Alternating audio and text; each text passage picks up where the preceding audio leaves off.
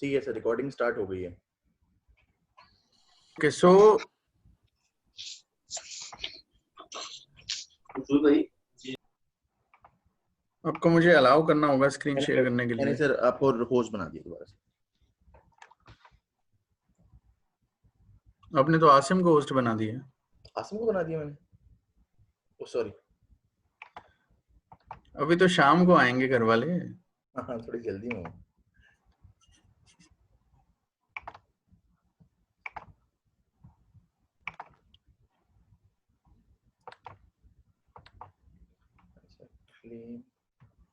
Sorry sir, आज मेरी ऐसे तरह reclaim host and make host.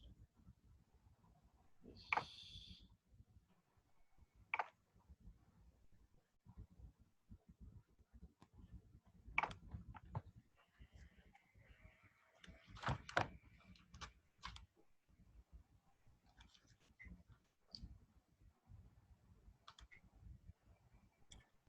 Okay, so what we study today, बिल्कुल मिसलेनियस क्लासेस में जैसे मनी इंश्योरेंस हमने पढ़ा था, मनी इंश्योरेंस के साथ आज जो एसोसिएटेड क्लास है और जो प्रॉपर्टी के साथ यूजुअली मार्केट में बिकती हैं एसोसिएटेड क्लासेस, उनमें से एक है फिडेलिटी गारंटी।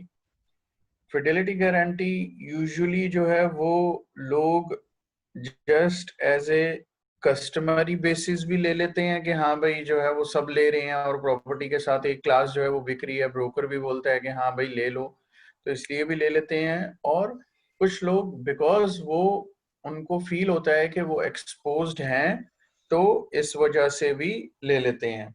हम देखते हैं कि अगर वो रिस्क पर्सपेक्टिव से जो है ना, हम देखेंगे कि रिस्क पर्सपेक्टिव से कि इधर वो एक्सपोज्ड हैं कि नहीं है, और अगर वो ले रहे हैं तो उनको क्या लेना चाहिए, कैसे लेना चाहिए, अपना रिस्क जो है वो कैसे कवर करना चाहिए।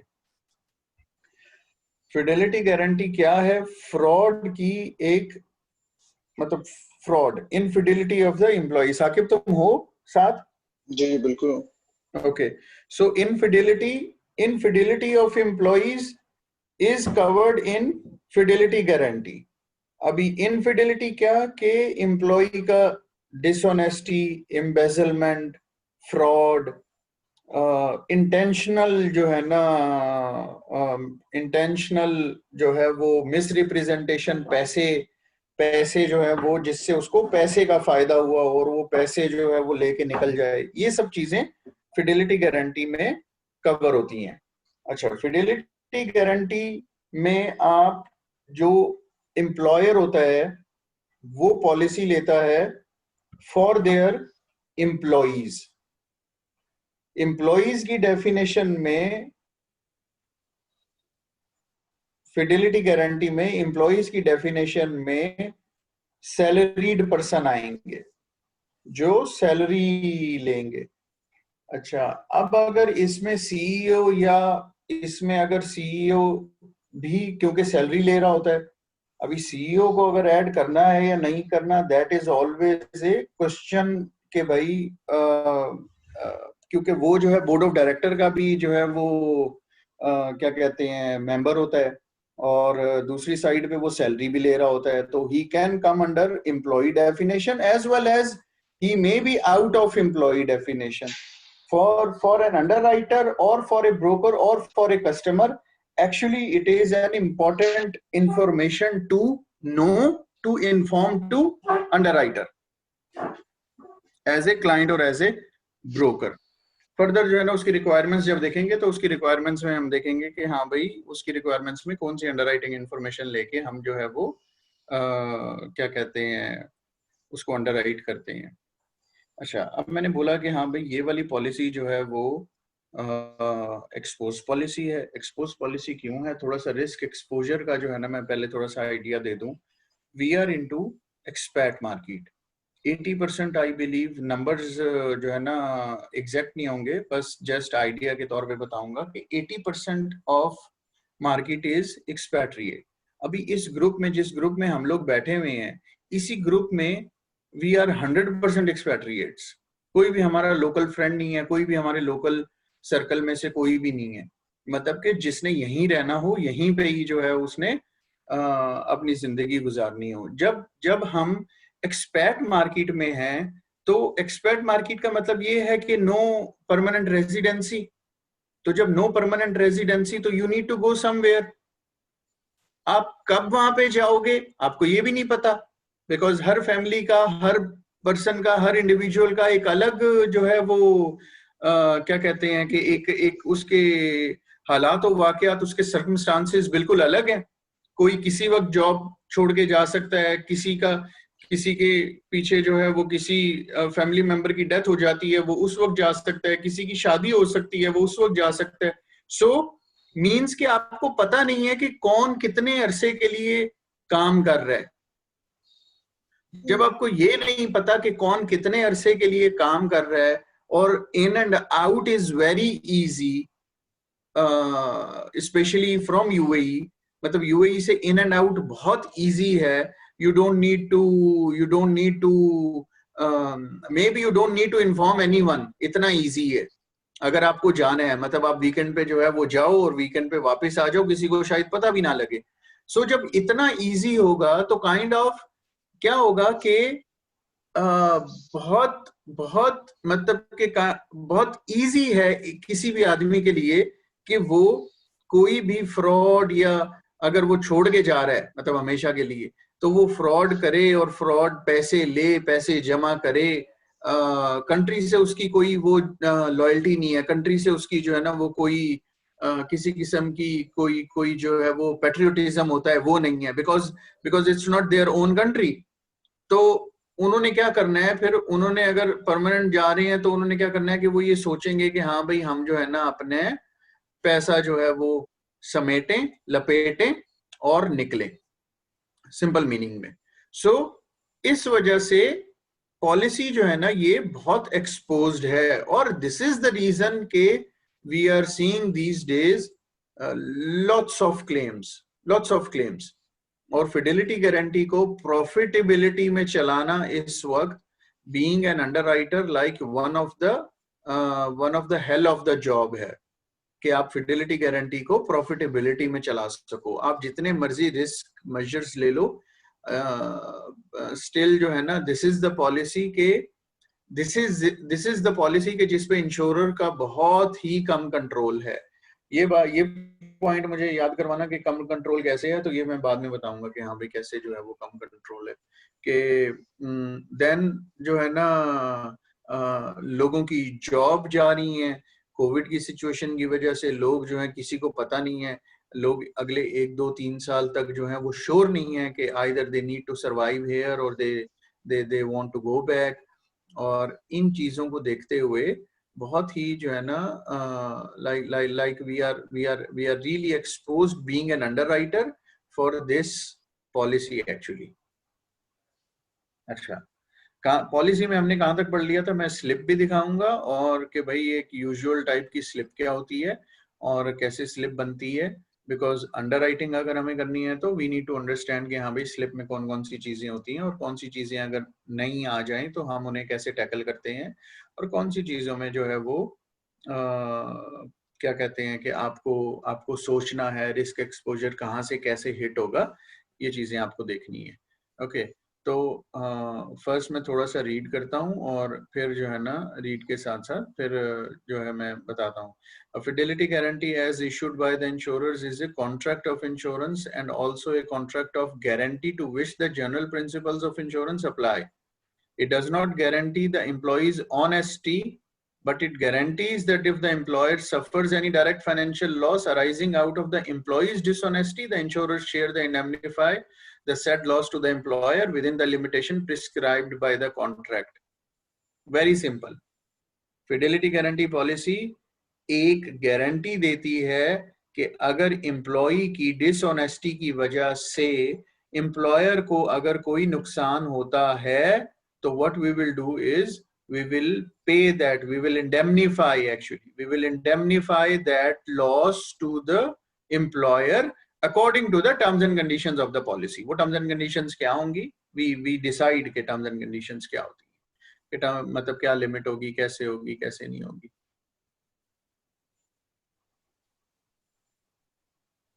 तो गिर में जो डायरेक्ट फाइनेंशियल लॉस की बात कर रहा है, जैसा फॉर एग्जांपल कोई एम्प्लॉय था, वो ऐसा डेटा लेके भाग गया जिसकी वजह से फाइनेंशियल लॉस आया, तो वो डायरेक्ट में नहीं ना फॉल करेगा? No, it's not direct financial loss. यानी कि उसे सीधा चीज ही लेके भागनी चाहिए जिस मनी से रिलेटेड। या एग्जैक्टली, हमारी 10 मिनट्स में जो है वो खत्म हो जाएगी मीटिंग, तो देन अगेन सेम उसी तरह हम दोबारा ज्वाइन कर लेंगे, करेक्ट?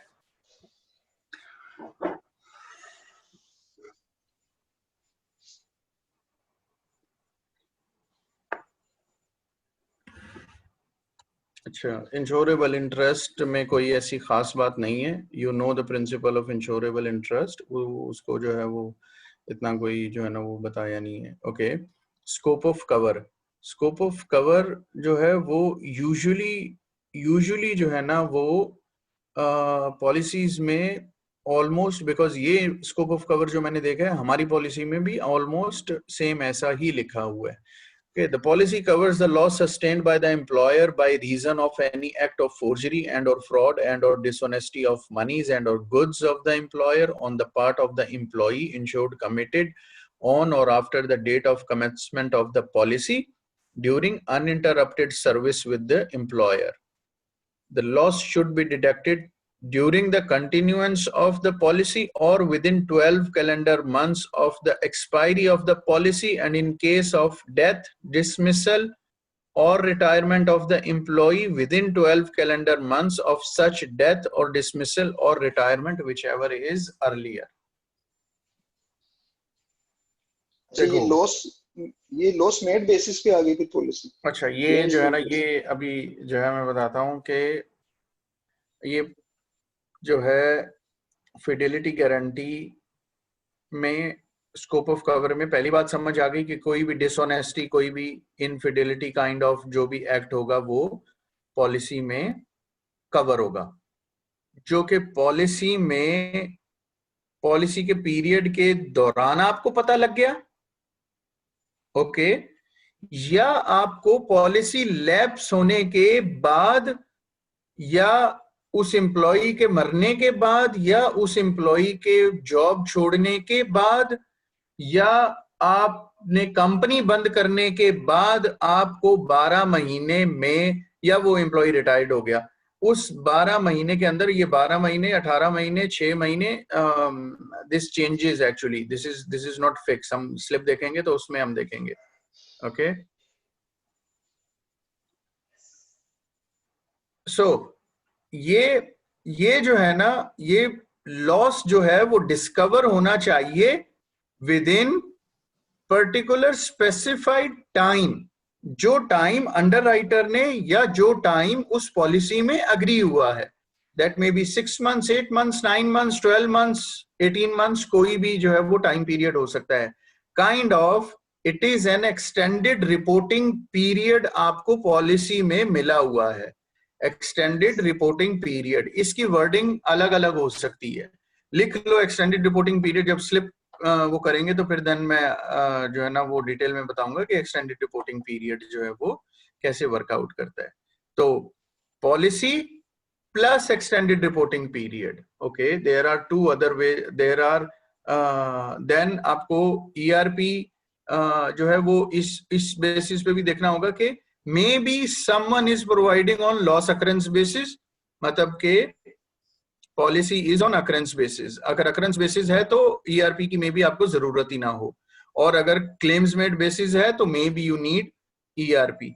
व्हाई फर्दर ये आगे का टॉपिक है। ओके, स्कोप ऑफ कवर तक ये हो गया।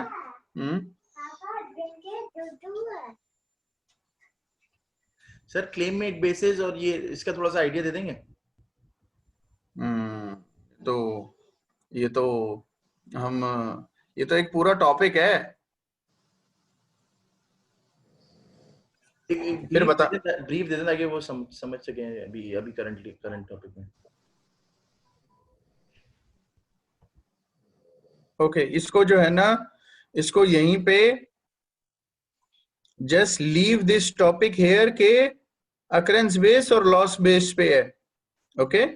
अच्छा क्वेश्चन ये है। वैसे बहुत सारी मुझे जो है ना, ये मेरी गलती है, मुझे जो है लॉस बेस और अकरेंस बेस पहले समझाना चाहिए था, बिकॉज हमारी अब जो पॉलिसीज आगे आगे जैसे जैसे हम जाते जाएंगे तो हमारी पॉलिसीज इस बेसिस पे रहेंगी कि लाइक यू नो, एक पॉलिसी अकरेंस बेस पे चल रही है तो अगली policy immediate claims made basis पे चली जाएगी, और क्लेम्स मेड बेसिस पे चल रही है तो अगली पॉलिसी इमीडिएट अकरेंस बेस पे चली जाएगी। जब हम सीजीएल पढ़ेंगे तो ये बहुत ही इंपॉर्टेंट फैक्टर रहेगा। And when we study professional indemnity, तो अगेन मतलब जैसे जैसे हम लाइबिलिटी की क्लासेस में आगे आगे चलते जाएंगे, that will remain one of very important like you know, एक सब्जेक्ट रहेगा, एक फैक्टर रहेगा actually. So this is an important factor actually. तो इस पे तो मुझे जो है ना, मेरी माई मिस्टेक है, मुझे पहले पूरा एक जो है ना वो बताना चाहिए था। ओके, सो नबील भाई, अभी फिलहाल for the time being we don't confuse, क्योंकि उसके लिए वो आप समझ जाओगे ना तो फिर वो ये चुटकी बजा के समझ आ जाएगी। So we don't confuse. Okay, ये पॉलिसी स्कोप क्या कवर करती है कि एम्प्लॉय की डिसऑनेस्टी और डायरेक्ट फाइनेंशियल लॉस एम्प्लॉय का कवर करती है।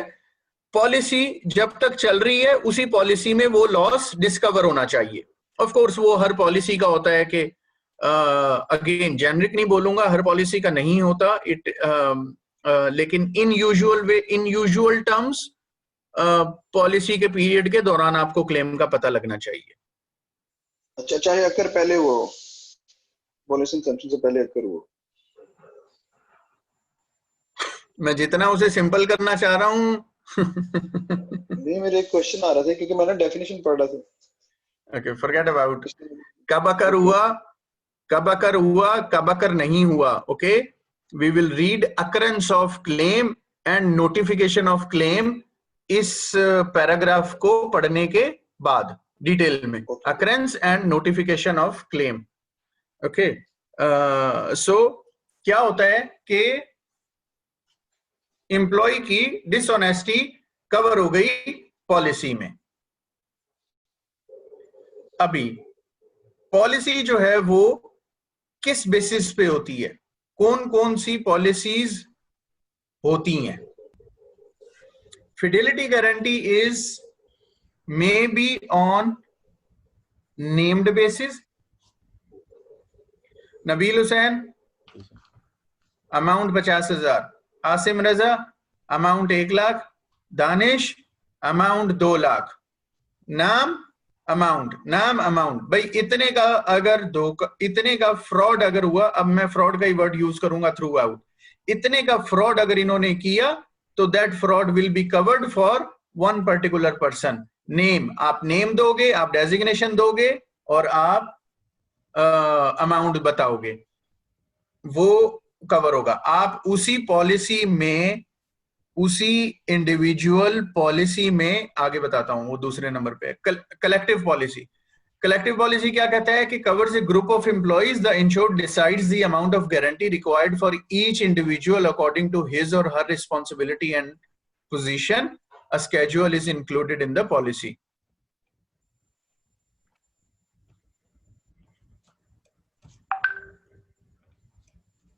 हेलो, उसने इंडिविजुअल पॉलिसी जो नेम्ड पॉलिसी है उसी कोई काइंड ऑफ कलेक्टिव पॉलिसी है, इंडिविजुअल पॉलिसी होना ही नहीं चाहिए। इंडिविजुअल पॉलिसी का मतलब है कि एक बंदे की पॉलिसी यूजुअली, मतलब समझो आप बोलो पूरी कंपनी में आप एक बंदे की फिडेलिटी गारंटी ले लो, हम बोलेंगे हमारा जो सुंदरा रामन राजन है, he may do some kind of fraud, he is having a loophole, so he can do some kind of fraud, तो हम खाली उसका कवर ले लें। लेकिन ये जो है ना बहुत बच्चों जैसी बात है। Okay, so policy is on named basis, आप डिसाइड करते हो तौकीर, आसिम, नबील, साकिब, दानिश, ये डेजिग्नेशन, ये amount cover. Okay, then floater policy. Okay, floater policy is के आपने क्या किया कि आपने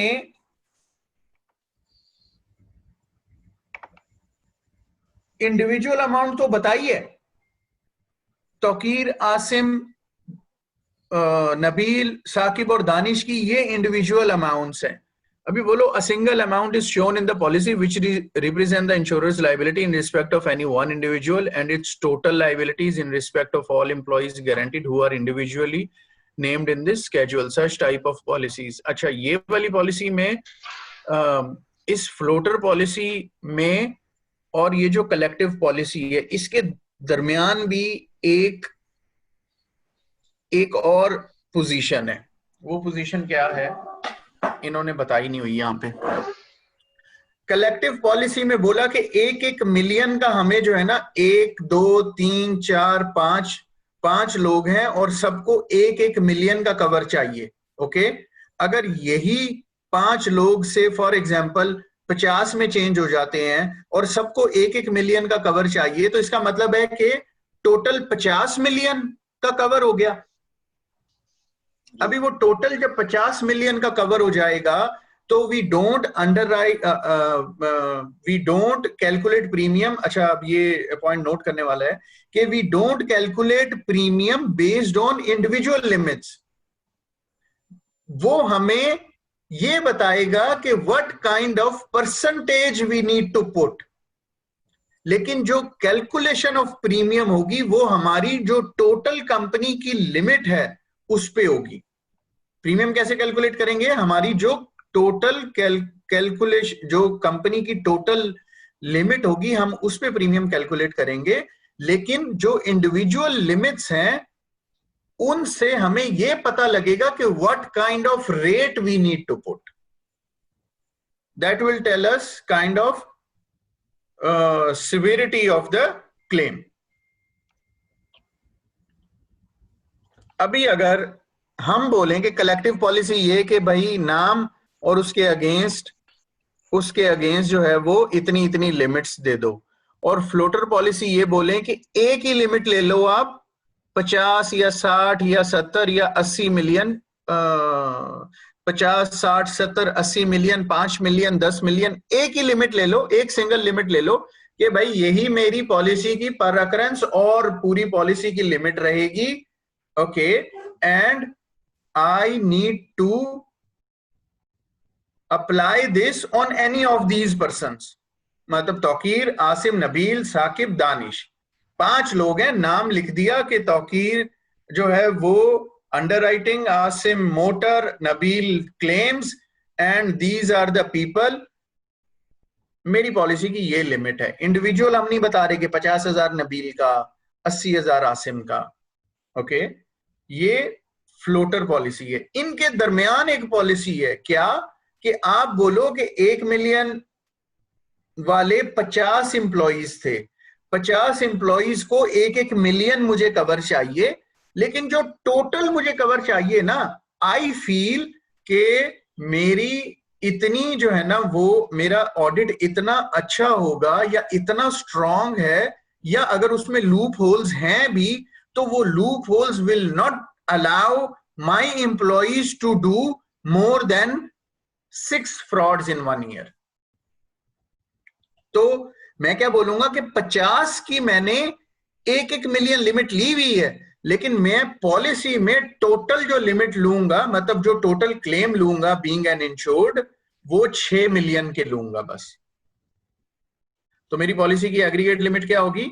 6 million in the aggregate. Individual limits as per schedule attached. Got it? यहां तक मसला मसाइल। And then we have a blanket policy. Blanket policy is सबसे नीचे, सबसे डेंजरस, सबसे ओपन। कस्टमर के साइड पे देखो 2 चीजें हैं, बिकॉज हमें कस्टमर भी बनना है, हमें कस्टमर का रिस्क मैनेजर भी बनना है, हमें ब्रोकर भी बनना है, और हमें अंडरराइटर भी बनना है।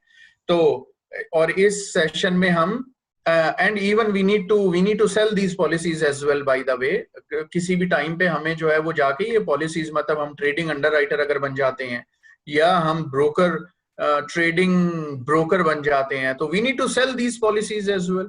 सो ये साइड है अंडरराइटर की, विच इज स्ट्रिक्ट साइड, और ये साइड है कस्टमर की, किस तरफ है कैमरा, अच्छा ये साइड है कस्टमर की, which is broader side.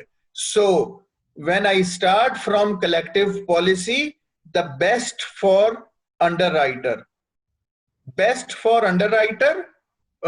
limited policy, limited kind of like उसको आप बोलो कि kind of limited coverage. And when I move from collective policy to blanket policy, ये blanket वाली side, blanket policy more exposed for the underwriter, highly exposed for the मतलब के high and exposed for the underwriter, best for the customer,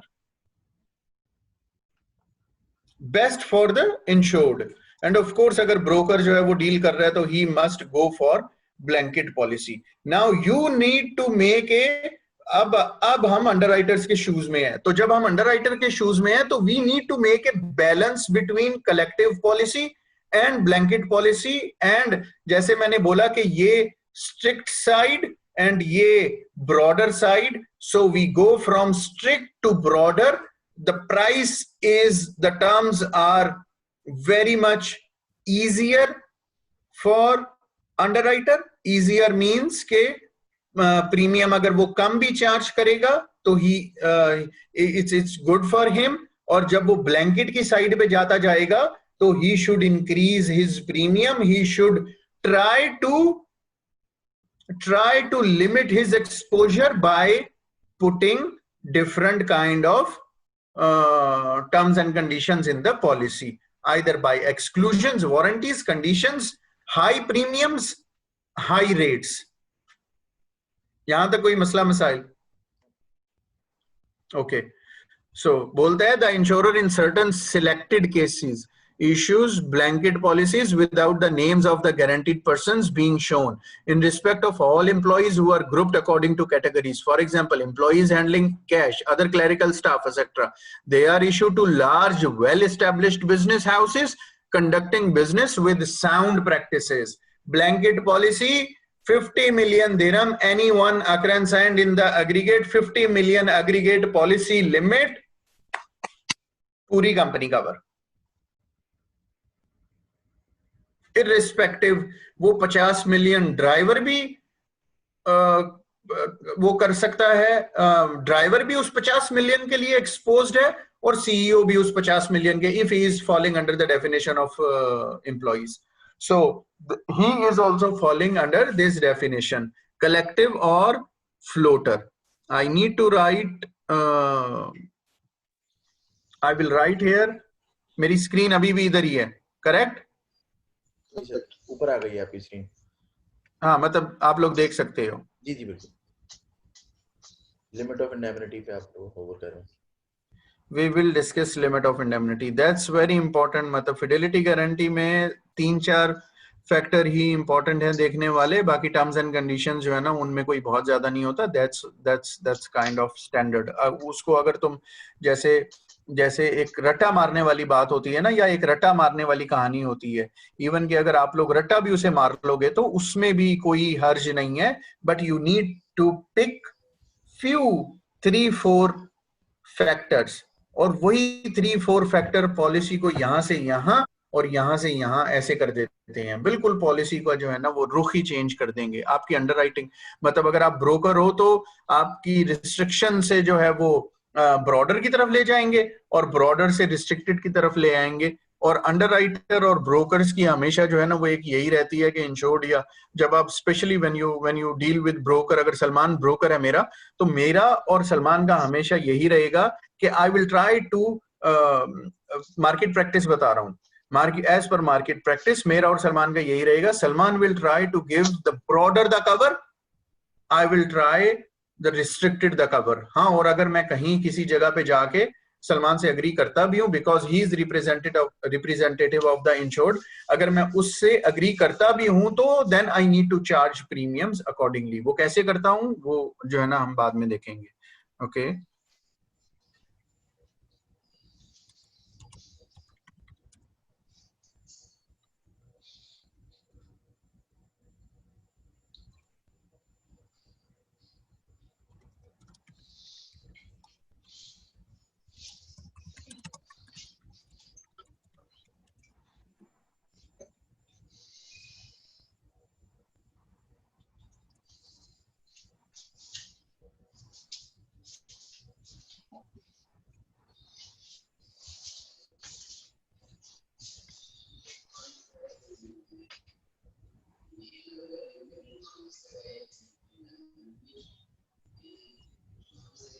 Nabeel भाई किस time आ रहे हैं?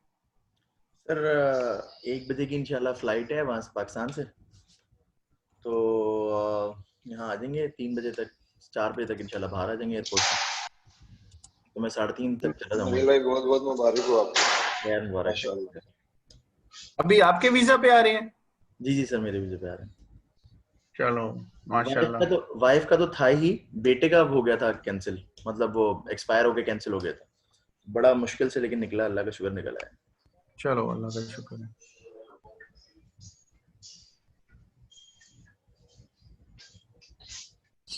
नबील भाई तैयार तैयार लग रहे हैं। ये किसकी आवाज है? अनीश नो। दानिश आ गए हैं, ओके। तू कहाँ से आ गया?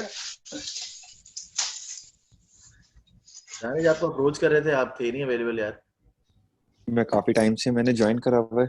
दानिश मैं बहुत असल देर में से। सो गया था, ऑन ऑफ हो रहा था, मैं सो गया था। मैं ना हाँ फ्रूटा मैंने एकदम से देखा तो अच्छा, मुझे असल में पता नहीं लगा ना, मेरे पास सिर्फ 4 आ रहे थे सामने पार्टिसिपेंट। अच्छा अच्छा अच्छा अच्छा अच्छा अच्छे लग रहे हैं नबील भाई आज। थैंक यू सो मच भाई। गोरे गोरे लग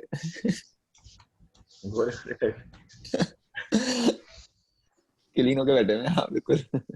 मैं जब कल की शेर है, कल सुबह की शेर। या आपने कैदी वाली शर्ट क्यों पहनी हुई, टी शर्ट? ऊपर से आज से कैदी बन रहा हूँ ना लाइनिंग जा इसलिए। रही है। आज अच्छा से अच्छा ट्रेलर आ रहा है मेरा, तो कैदी बनना चाहिए। सही सही सही।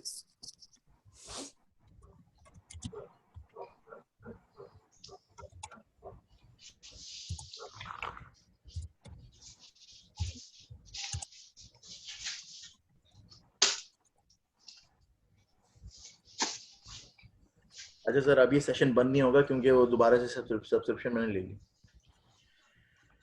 गुड यार,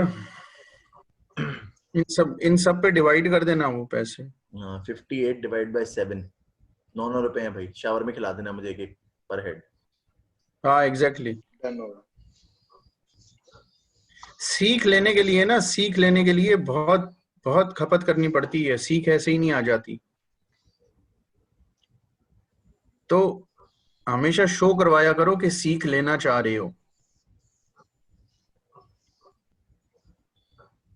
पैसे खर्च करके, जाग के, अपना मन मार के, अपने टाइम में से टाइम निकाल के, ये सब चीजें जो है ना, ये सब चीजें बुजुर्ग कह कर गए हैं कि मन मार के ही सीख मिलती है। 808 इधर इधर आगे। Okay, I need to know now. हमने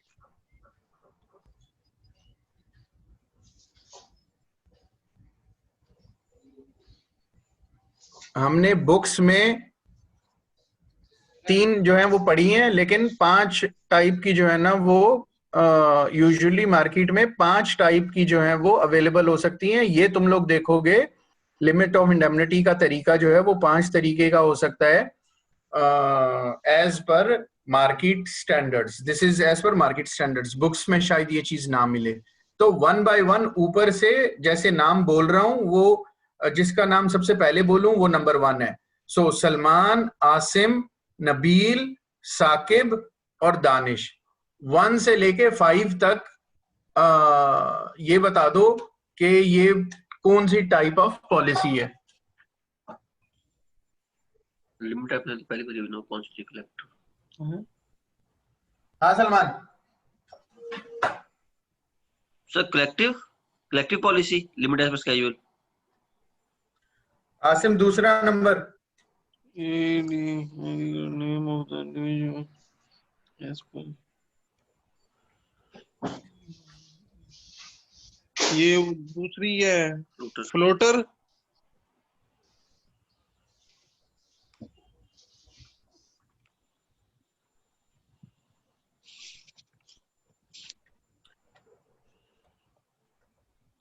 ये है कलेक्टिव विद एग्रीगेट लिमिट। इसका हम खुद नाम बनाएंगे, collective with aggregate limit.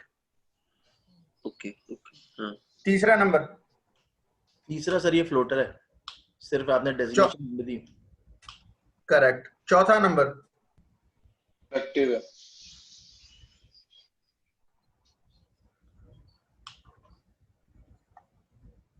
Blanket with specified designations, इसका नाम हम ये लिखेंगे, ब्लैंकेट विद स्पेसिफाइड डेजिग्नेशंस। कोई लिख रहा है?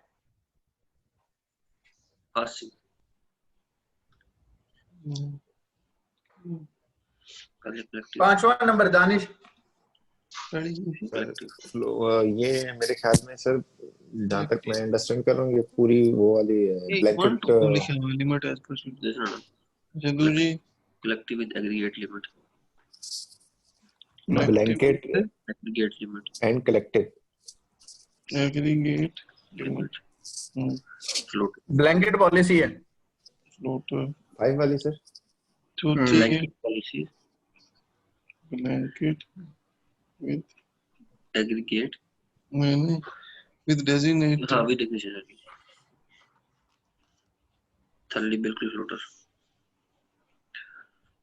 फ्लोटर नहीं ब्लैंकेट है। ब्लैंकेट सॉरी मतलब हम number 4 blanket with designations. Number 5 blanket policy. Limit समझने में किसी को मसला मसाइल? सही individual limit as per schedule. अच्छा, एक एक बंदे की होगी लिमिट्स एज पर शेड्यूल, एक एक बंदे की लिखेगा अभी एक बंदे 5 लाख एक बंदे 4 लाख वो एग्रीगेट उनको कलेक्टिव कर लेंगे ना, वो टोटली बढ़ जाएगी। गर्विन में से ज्यादातर जो है वो कौन सी आ रही होती है? अगर इसका प्रोपोर्शनेट निकालें हम तीनों में से, क्या क्या प्रोपोर्शन देंगे आपको जो पॉलिसीज आप इशू कर रहे हैं? Depends on the brokers. बड़ा ब्रोकर जो है वो बड़ा broker they always go with blanket policies because उनके पास कस्टमर बड़ा है, पैसे पे करता है जो है, या ब्लैंकेट विद डेजिग्नेशंस। ये जो येलो में दो हैं ये बुक्स में नहीं है, ये मार्केट की बनाई गई हैं और इनको नाम मैंने दे दिया है। ओके ये जो है ना, ये अंडरराइटर्स की कह लो कि अंडरराइटर्स या ब्रोकर्स या कस्टमर्स की अपनी बनाई हुई पॉलिसी है। ये डेजिग्नेशंस एज पर स्केड्यूल, ये तो बिल्कुल रिसेंटली जो है ना मैंने ये तो बिल्कुल रिसेंट नॉलेज गेन किया है मैंने पिछले महीने कि भाई ऐसी भी पॉलिसी होती है। ओके कि आप ऐसे भी कर सकते हो। For me I was under impression कि हाँ भाई ब्लैंकेट होती है तो आप सारे एम्प्लॉइज ओके। अब हम ये देखेंगे कि इन पॉलिसीज को ओके लिमिट्स को या आज फिर जो है ना वो अच्छा झटका लगा लेते हैं ताकि लिमिट्स में हमें मसला ना रहे। तो रिक्वायरमेंट्स क्या होंगी अगर हमें ये वाली लिमिट्स कोट करनी है? फर्स्ट हमें ये पता लग गया collective with aggregate limit, floater policy, blanket with designations, blanket policy. अभी जब हमें 5 जो है ना हमने काइंड्स अपनी बना ली, maybe we learn something new as well. Broker से कोई तवक्को नहीं है कोई और ही नई चीज निकाल कर ले आए। ओके सो ये 5 चीजों में से जब हमें कस्टमर बोलेगा कि वी नीड दिस, तो वी नीड टू अंडरस्टैंड कि इनको अंडरराइट करने के लिए पहली चीज रिक्वायरमेंट्स क्या है। सो limits as per schedule, what are the requirements? Name, designation, limit of indemnity. अगर ये 3 चीजें अवेलेबल हैं, name, designation, limit of indemnity, so हम ये वाली जो पहली पॉलिसी है कलेक्टिव पॉलिसी ये दे सकते हैं।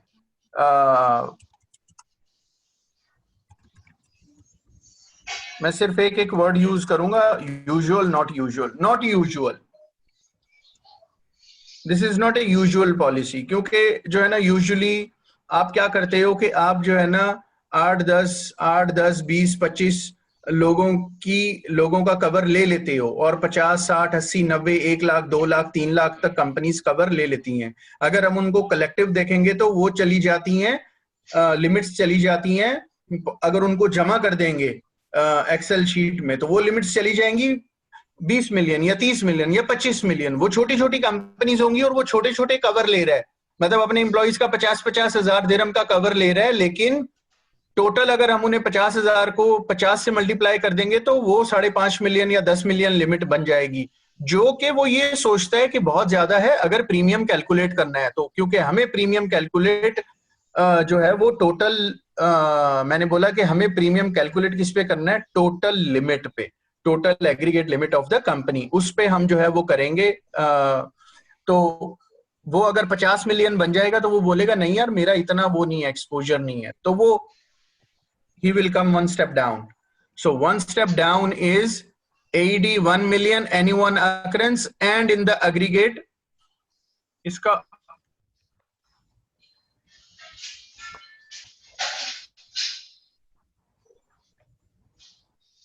this is actually the real collective policy with total aggregate limit. AED 1 million in the aggregate. Policy की aggregate limit 1 million रहेगी। कंपनी, इंश्योरेंस कंपनी से मैं 1 मिलियन लूंगा, इंश्योरेंस कंपनी 1 मिलियन पे करेगी, लेकिन जो इंडिविजुअल लिमिट्स हैं वो ये होंगी। कौन सी? 50,000 Saqib, 60,000 Danish, 20,000 Nabeel, 30,000 Asim, 40,000 Tauqeer. That individual limits may, most probably those individual limits will be collectively higher than aggregate limit of the policy. It should be. Why it should be? कोई बता सकता है क्यों? वरना एग्रीगेट, क्योंकि देखे ना इंडिविजुअल्स अगर ज्यादा है, ठीक है, तो हमने बेसिकली लगाया हुआ है कि एक पर अकरेंस को भी लिमिट करें और पर एग्रीगेट को भी आगे से एक लिमिट किया जाए। और अगर पर एग्रीगेट वैसे ही ज्यादा कम होना है तो ज्यादा करने का उससे फायदा क्यों नहीं? अगर इंडिविजुअल्स कम है तो एग्रीगेट वैसे ही उतना होना चाहिए। True, good. एग्रीगेट लगाया इसलिए जाता है कि उसे लिमिट किया जाए। True, good. ये बात सबको समझ आ गई है, करेक्ट? कि अगर कलेक्टिव लिमिट 1 मिलियन से कम है तो ऑप्शन नंबर 1 पे चले जाओ। कस्टमर को बोलो कि ऑप्शन नंबर 1 ही सही है। अगर सबकी मिला के 9 लाख दिरहम बन रही है तो 1 मिलियन एग्रीगेट देने की जरूरत ही नहीं है। हाँ, अगर वो ये बोले उस पॉलिसी को उसका रेट कम करने के लिए आप ये कर सकते हो कि अगर 9 लाख बन रही थी तो 9 से 5 कर दो, तब जो है ना हम नंबर 2 में फॉल करेंगे। लेकिन अगर वो बोलता है कि 1 मिलियन एग्रीगेट ही चाहिए और कलेक्टिव जो है वो 9 लाख बन रही है, तो there is no need to go for option number 2. We go for option number 1, मतलब टाइप नंबर 1, ऑप्शन नहीं है, टाइप नंबर 1। हम टाइप नंबर 1 पे चले जाते हैं। ओके, थर्ड हमने पढ़ा कि कौन सी पॉलिसी है?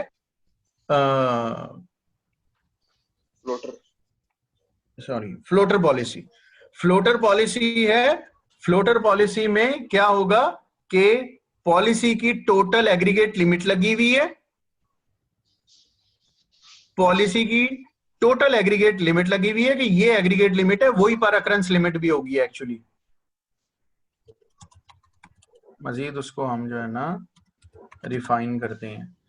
AED 1 मिलियन पर अकरेंस रहेगा और एग्रीगेट भी रहेगा पॉलिसी का, और name of individuals as per schedules रहेंगे। Name of individuals as per schedule रहेंगे। If I am not wrong, if I am really not wrong, I want to share screen with you very confidentially. ये जो हम यहाँ पे करते हैं काम, ओके? क्योंकि मैंने ऑफिशियल अभी तुम लोगों को जो है ना वो समझो ऑफिशियल स्टडीज नहीं हो रही। ऑफिशियल करूंगा तो वो करने लगा हूं मैं, वैसे उसकी फीस भी ज्यादा है और उसमें शायद ये वाला डाटा भी ना हो। You can see the screen, correct? बिल्कुल सर।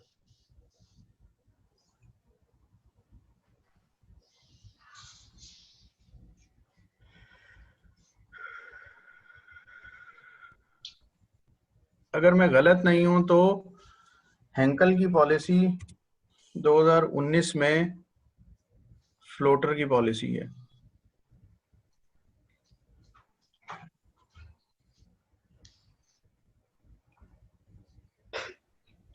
पॉलिसी का लिमिट है पॉलिसी का लिमिट है 2 million annual aggregate. Okay, 171 employees of the insured,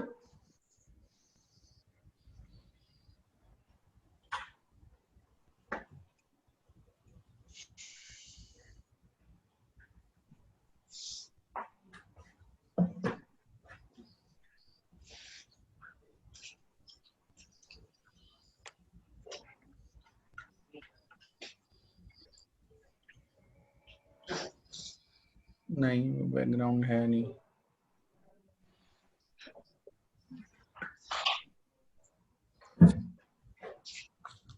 अच्छा, कोई टाइम पे जो चीज ना मिले ना उस पे कुछ ना बोलना, क्योंकि काम मेरे साथ करते हैं आसिम और Abdul.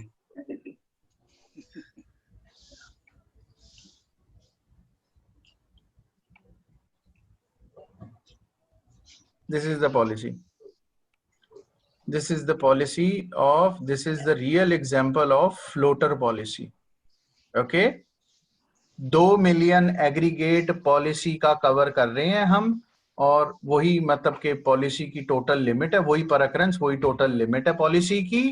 And I am taking cover for these 171 employees with these designations. And this is the salary. ये सैलरी की इंफॉर्मेशन हमें ज्यादा जो है ना वो चाहिए नहीं होती, उन्होंने दे दी तो हमने ले ली.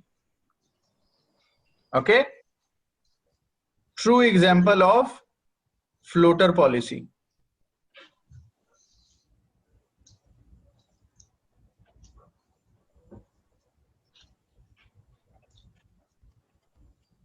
यानी कि तो भाई डिफरेंस बस इतना है कि कलेक्टिव में जो है आपको इंडिविजुअल पर्सन लिमिट दी होती है और फ्लोटर में वो नहीं दी होती, सिर्फ एनुअल एग्रीगेट दी होती है. ट्रू. और उसमें ये भी हो सकता है कि एक ही बंदा वो एक एग्रीगेट लिमिट एक वन गो में यूटिलाइज कर. फ्लोटर पे विच एक एग्रीगेट लिमिट ਹੁੰਦੀ है, लेकिन डेजिग्नेशन ਹੁੰਦੇ ਨੇ ਉਹਨਾਂ ਦੇ ਆਉਂਦੇ ਉਹਨਾਂ ਜੋ कोई एक बंदा भी. सो फ्लोटर समझ आ गया. फ्लोटर की एग्जांपल दे दी मैंने, और individual limits as per schedule. ये वाली पॉलिसीज बहुत ही कम होती हैं, बहुत कम पॉलिसीज हैं ये वाली, तो इसलिए जो है वो आई एम नॉट श्योर के जो है वो कौन सी पॉलिसी जो है वो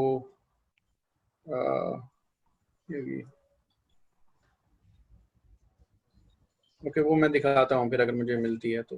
देन नंबर 4, 3 तक हो गए करेक्ट.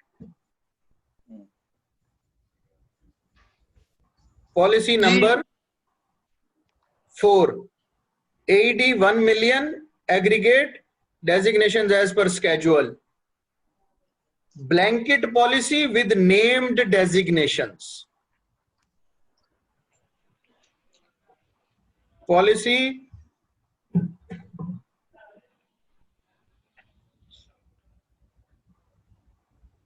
यानी कि इसमें भी लिमिट को नहीं होती, ब्लैंकेट ही है, लेकिन डेजिग्नेशन नेम है कि ये वाले डेजिग्नेशन वालों बंदों की ये पॉलिसी. फॉर एग्जांपल जैसे वो फाइनेंस मैनेजर है या मैं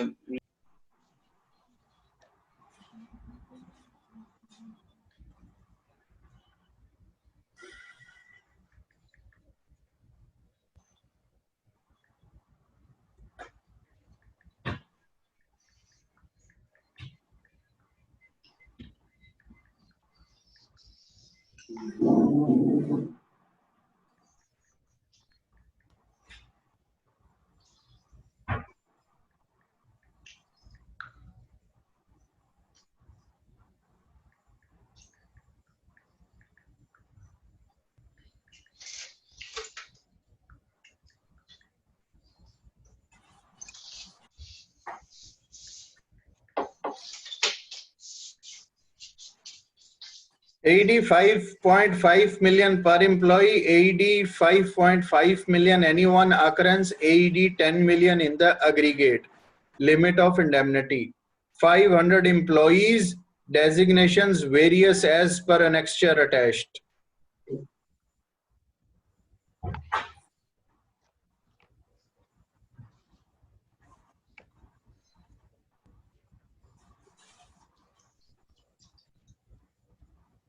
नेक्स्ट ईयर कहाँ है? इन निकम्मों ने क्या पॉलिसी जो है वो सेव की हुई है? ये अभी तुम लोगों का एक काइंड ऑफ टेस्ट भी हो गया है। साली कोई पॉलिसी सीधी सेव नहीं की हुई।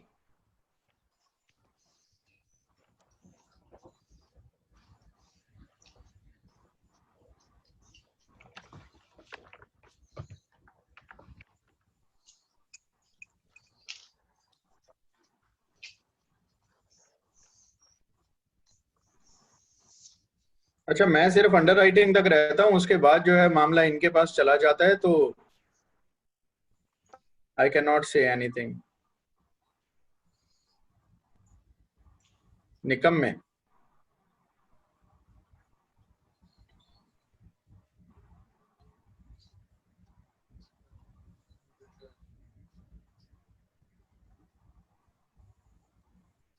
these are the designations covered under the policy. By designations, assistant manager, so sir ji, blah blah. Sir ji इसमें लिमिट को नहीं होती कितने बंदे हैं कि फलान डेजिग्नेशन कितने? No, blanket policy. ब्लैंकेट ही है, ठीक है, बस बस डेजिग्नेशन होने चाहिए। हेड काउंट है ना सर शकील भाई, इसमें? Sorry, इसमें सर हेड काउंट यही इंडिकेट कर रहा है ना कि एक इन डेजिग्नेशन में कितने लोग कवर्ड हैं पॉलिसी में। true कि भाई हमारे पास एक हेड काउंट जो है वो एक डेजिग्नेशन का इतना है। ये एक्सरसाइज गलत है। हाँ, मैं तो केस सोच रहा था कि जेनरिक फाइनेंस में, ओवरऑल अकाउंट्स में, ऑपरेशंस में इस तरह करके डेजिग्नेशन दे दें टोटल, मतलब कि this is a wrong exercise. Wrong.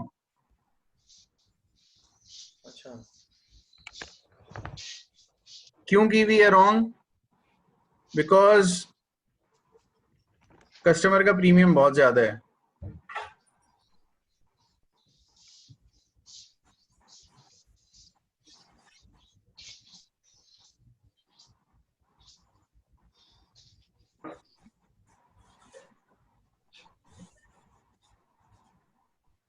अभी प्रीमियम निकाल Again, blanket policy with designations. Blanket policy with designations. USD 50 million any one occurrence and USD 1 million in the annual aggregate.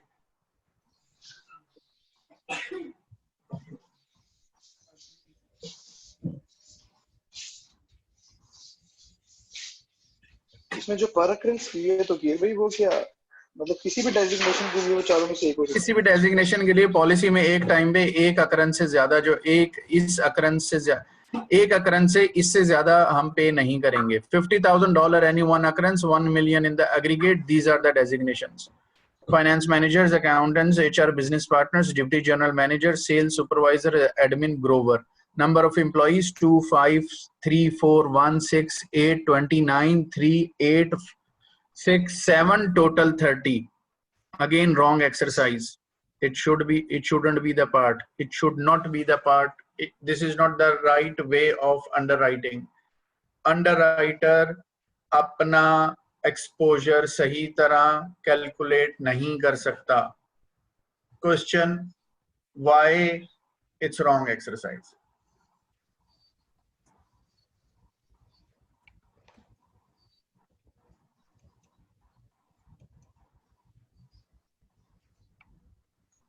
कोई भी अंडरराइटर अपना आपने क्या कहा? कोई भी अंडरराइटर अपना सही तरह से एक्सपोजर कैलकुलेट नहीं कर पा रहे। Actually, this is on logical basis. This is again a wrong exercise. Why? अब मुझे समझ With the नहीं आ रहा number of इसमें employees. डेजिग्नेशंस लिखा क्यों है? अब यहाँ तो तब होना चाहिए इतना, या डेजिग्नेशंस के से रिलेटेड क्योंकि it's a blanket policy with designations. We have studied a type of policy. Which screen you are? वो जो पॉलिसी की है। Okay, this is the type we have studied just now. AD 1 million aggregate. This can be any one occurrence and in the aggregate, any one. ये word any one occurrence and in the aggregate इसलिए use कर रहा हूं ताकि अगर occurrence पर occurrence change भी करना हो तो you can change as a broker या एज एन अंडरराइटर या कोई भी.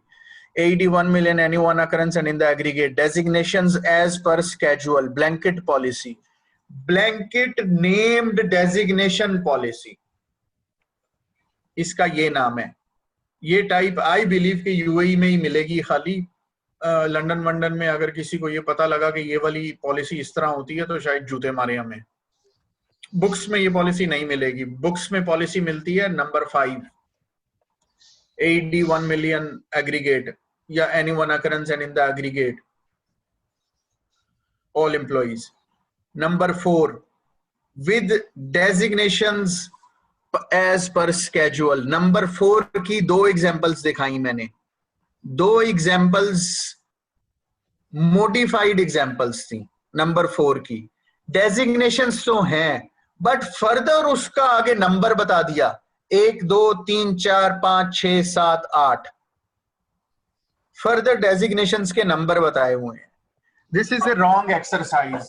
कोई भी अंडरराइटर अपना एक्सपोजर सही तरह से कैलकुलेट नहीं कर सकता.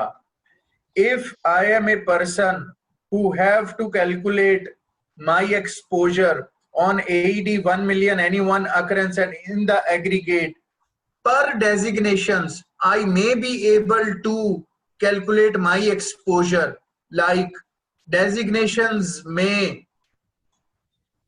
ओके मैंने एक और बात तुम लोगों को नहीं बताई बीच में. my mistake, you will understand now. ये जो designations हैं,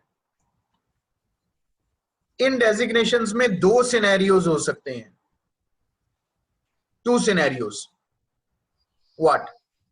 जो मैंने एग्जांपल दिखाई थी उसमें अकाउंटेंट, चीफ अकाउंटेंट और सेल्स 3 4 और 5 फॉर एग्जांपल रिस्पेक्टिवली 3 4 और 5 लोग हैं.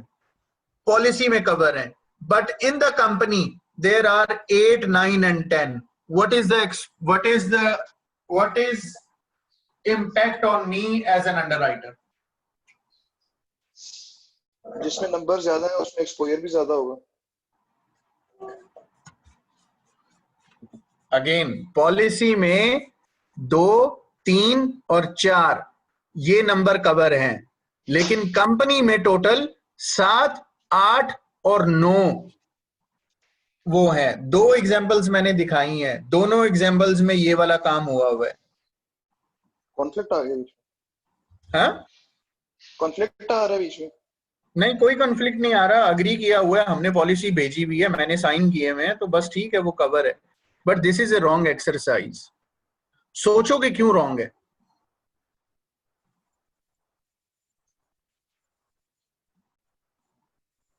मतलब देखना, एक तो आप डेजिग्नेशन बता रहे हैं. डेजिग्नेशन में उसने लिखा हुआ है फॉर एग्जांपल जो अकाउंटेंट है, चीफ अकाउंटेंट है, वो 2 आप कवर कर रहे हो. ठीक है 2 है जबकि ओरिजिनल कंपनी में 4 है. तो अब नाम तो दोनों के है कोई नहीं. अब किसने किया होगा इससे रिलेटेड हो सकता है. True, very true, excellent. Saqib ने जो जवाब दिया इसकी समझ आई है किसी को? जी जी आ गई है, आ गई है. क्या मुझे और डिटेल में बताओ. मैं बताऊं? हाँ तुम्हें समझ आई है. ये जो अभी आपने एक लाइव पॉलिसी हमें दिखाई है उसमें डेजिग्नेशन तो लिखे हुए हैं और उसके आगे हेड काउंट्स भी लिखे हुए हैं. 4 हैं 6 हैं. तो वो आपने तो वो डेजिग्नेशन कवर किए हुए हैं. अब आपको ये नहीं पता कि वो डेजिग्नेशन एक्यूरेट फिगर है नहीं. तो कल को कोई नया बंदा आ जाता है उसी कंपनी में ज्वाइन करता है तो उसके लिए भी हमने अंडरराइटिंग में कोई इन्फॉर्मेशन नहीं ली हुई कि ये नया है या पुराना है. तो उस पॉलिसी पीरियड के दौरान कोई और उसी सेम डेजिग्नेशन का बंदा कोई कांड कर देता है तो हमने तो डेजिग्नेशन कवर किया हुआ है, हमें तो वो भी कवर करना पड़ेगा. हाँ सोचने का एक तरीका, सोचने का दूसरा तरीका. मेरी कंपनी में कंसीडर के हम ऊपर से नीचे तक 6 के 6 लोग इस टाइम 5 के 5 लोग चीफ अकाउंटेंट हैं. ओके हम 5 के 5 लोग चीफ अकाउंटेंट हैं. जब हम चीफ अकाउंटेंट हैं तो समझो हम कंपनी में 5 चीफ अकाउंटेंट हुए. हमने पॉलिसी ली हुई है 2 चीफ अकाउंटेंट. ओके हमने बोला पॉलिसी हमने ली number 4 AED 1 million any one occurrence and in the aggregate designations as per schedule. Designation chief accountant declared 2. So number of employees 2, limit 1 million, designation chief accountant. उन्होंने premium calculate करके हमें premium बता दिया. हम client हैं इस वक्त, हमने प्रीमियम ले लिया. हम 5 चीफ अकाउंटेंट थे and one of the very exposed designation. Okay उन्होंने अंडरराइटर ने प्रीमियम कैलकुलेट किया 2 के हिसाब से, चीफ अकाउंटेंट की डेजिग्नेशन के हिसाब से और 1 मिलियन लिमिट के हिसाब से, बट एक्चुअली हम 5 थे. पहला क्लेम आया नबील का, नबील 1 मिलियन लिया निकल गया. दूसरा क्लेम आया तौकीर का, 1 मिलियन लिया निकल गया. 2 क्लेम मिल गए. कोई और सिनेरियो. पहला क्लेम आया साकिब का, क्लेम लिया निकल गया. दूसरा क्लेम आया आसिम का, क्लेम लिया निकल गया. तीसरा सिनेरियो, पहला क्लेम आया दानिश का, क्लेम लिया निकल गया. सलमान का दूसरा क्लेम आया, क्लेम लिया निकल गया. ये 3 सिनेरियोज पॉलिसी में कवर हैं? यस और no? No, I guess no. हर सिनेरियो में 2 क्लेम आए हैं, 2 ही कवर थे. ओके ओके लग गया बता. लेकिन हमने 3 सिनेरियो बना दिए. हमने एक्चुअली 3 सिनेरियो बना दिए. तौकीर और नबील का क्लेम आया तब भी कवर, आसिम और साकिब का क्लेम आया तब भी कवर, सलमान और दानिश का क्लेम आया तब भी कवर. मतलब हमने प्रीमियम दिया 2 बंदों का और क्लेम रिलेशनशिप मतलब 2 सिनेरियोज का. हमने चीफ अकाउंटेंट थे हम 5, हमने चीफ अकाउंटेंट बताए कि भाई चीफ अकाउंटेंट और 2 बंदों का कवर दे दो, 2 बंदों का कवर दे दो. ओके 2 सिनेरियोज का कवर दे दो. If underwriter is not aware of this fact कि हम 5 हैं, तो he is not aware of his true exposure, because हम 2 में से कोई भी ये कांड करेगा वो पॉलिसी में कवर है. वो 2 कौन से बंदे हैं जो कवर हैं पॉलिसी में, ही डजंट नो. 5 बंदे एक्चुअली पॉलिसी में हमने कवर करवा लिए और 2 सिनेरियो कवर करवा लिए. एंड वी नो कि हमारे चीफ अकाउंटेंट के 2 से ज्यादा सिनेरियो तो 1 साल में होंगे ही नहीं. करेक्ट? तो हमने अपना प्रीमियम हाईली सेव कर लिया. तो सर हम इसमें ये नहीं कर सकते कि जो हमें क्लाइंट हमें फिगर्स देता है कि मेरे पास ये इतने अकाउंटेंट हैं, तो एग्जैक्ट फिगर्स होनी चाहिए, वो पहले ही हम अंडर राइटिंग के टाइम पे उसे कंफर्म कर लें. Yes, this is the right way कल को ऑफ. क्लेम आए तो हमें जो फिगर्स दी गई हैं उससे वो मिसमैच करें तो हम क्लेम डिक्लाइन कर दें. Exactly, this is the right way of doing this exercise. मतलब हम कैसे इसको कैसे सीधा करेंगे ये हम देखेंगे. ये पॉलिसी जो है ना, लिमिट्स को अंडरस्टैंड करना, डिडक्टेबल पुट करना और प्रीमियम भी बहुत इजी है. प्रीमियम भी ज्यादा इसमें मुश्किल नहीं है. इसमें सिर्फ लिमिट और डिडक्टेबल को और ज्यादा 2-3 हम वारंटीज पढ़ेंगे. उन वारंटीज को we only play with limits, deductibles and premium का कैलकुलेशन वो तो अब फ्लैट हो चुका है, वो मैं बताऊंगा. तो लिमिट को अंडरस्टैंड करना ही science of this policy. Only limit को अंडरस्टैंड करना है और पूरा कवर आ गया तुम लोगों को, फिडेलिटी गारंटी. वरना तो ये तो पढ़ के कोई भी बता देगा हाँ भाई कोई भी एम्बेजलमेंट, फ्रॉड, डिसऑनेस्टी जिसने भी की, फ्रॉड की पॉलिसी है ना, पॉलिसी एक्चुअली आपने फ्रॉड की दी है. तो फ्रॉड किसी भी तरह का हुआ, किसी भी तरीके से हुआ, कोई भी लूप होल हुआ, आपने कवर करना ही करना है. और जब एक दफा फ्रॉड डिस्कवर हो गया तो आपके पास कोई तरीका भी नहीं होगा कि उसको बोलोगे कि ये फ्रॉड इस तरह नहीं, इस तरह होना चाहिए था. So this is a very exposed policy, but limit को अंडरस्टैंड करके, एक्सपोजर को अंडरस्टैंड करके, राइट प्रीमियम चार्ज करके ही आप अपनी इस क्लास को प्रॉफिटेबल बना सकते हो। और लिमिट को अंडरस्टैंड करना ही साइंस है, मतलब आपका रियल एक्सपोजर अंडरस्टैंड करना इज ए साइंस। नंबर 4 तक हम हो चुके हैं, करेक्ट? जी सर। तो कीर भाई इसमें फ्लोटर में और जो है ब्लैंकेट में डिफरेंस डेजिग्नेशन का और नंबर ऑफ इंडिविजुअल्स का आ रहा है। तो भाई एक सवाल है, डेजिग्नेशन कवर फ्लोटर में नाम है, वही ना, नाम का और डेजिग्नेशन का डिफरेंस आ रहा है सिर्फ। नबील भाई आपका सवाल था। हाँ तो भाई अमूमन क्या होता है ना, ऐसे फाइनेंस में या अकाउंट में कंपनीज चेक वगैरह और कैश हैंडलिंग जो कर रहे होते हैं, उनमें टीम बनाती है, टीम ए टीम बी, 2 ऑथराइज करेंगी तो फिर एक चेक जो है ना रिलीज होगा या फिर अप्रूव होगा या फिर इस तरह से कैश जो है ना वो रिलीज होगा। तो क्या है कि अगर भले ही 5 आपके समझ में अकाउंट ऑफिसर हैं, लेकिन उन्होंने उन 5 ऑफिसर में से 3 और 2 की टीम बना दी है, ठीक है, और एट एनी गिवन पॉइंट की कोई भी एक चेक उन 2 टीम में से कोई एक बंदा साइन करता है, ठीक है ना, या एक साइन करता है और एक अप्रूव करता है तो ही रिलीज होता है, ठीक है। तो ऐसी सूरत हाल में अगर वो कहते हैं कि जी 2 बंदे अकाउंट्स में 2 बंदों की ही लिमिट लेते हैं, ठीक है, क्योंकि कभी भी फ्रॉड होगा तो उसमें 2 लोग ही रिस्पॉन्सिबल हो सकते हैं एट मैक्स। तो क्या ये ठीक है, ये अंडर इंश्योर, मतलब ये उसने पैसे बचाए? देखिए वो 3 कोई भी हो सकते हैं, मतलब टीम ए में जैसे मैं हूं और आप हैं, और टीम बी में बाकी 4 लड़के हैं, और हमने ये किया हुआ है कि एक जाती है एप्लीकेशन, एक टीम अप्रूव करती है फिर दूसरी अप्रूव करती है, उसमें से कोई भी एक पर्सन अप्रूव कर सकता है, सही है। तो कोई भी फ्रॉड होगा उसमें या तो टीम ए का कोई एक मेंबर होगा और टीम बी का, अगर टीम बी में भी 2 लोग हैं तो कोई एक मेंबर होगा। तो आउट ऑफ 4 टोटल एम्प्लॉइज कोई 2 ही एट ए टाइम जो है ना एक्सपोज कर सकते हैं कोई फ्रॉड को। I got it. You can reach your true exposure. You can reach your true exposure. आप 2 का कवर दे दो, बेशक आप 2 का कवर दे भी देते हो अगर, बट आप अपने ट्रू एक्सपोजर पे सिर्फ उस वक्त पहुंच सकते हो when you are aware कि आप 2 टीम को कवर कर रहे हो और एक सिनेरियो कवर कर रहे हो। एक सिनेरियो में 2 बंदे लाजमी जो है वो काम खड़काएंगे, लेकिन वो एक सिनेरियो की प्रोबेबिलिटी अगर 3 टीम है तो 3 है, सिनेरियो इज 1, बट उस सिनेरियो के हैपन होने की प्रोबेबिलिटी इज 3। Got it? सही है।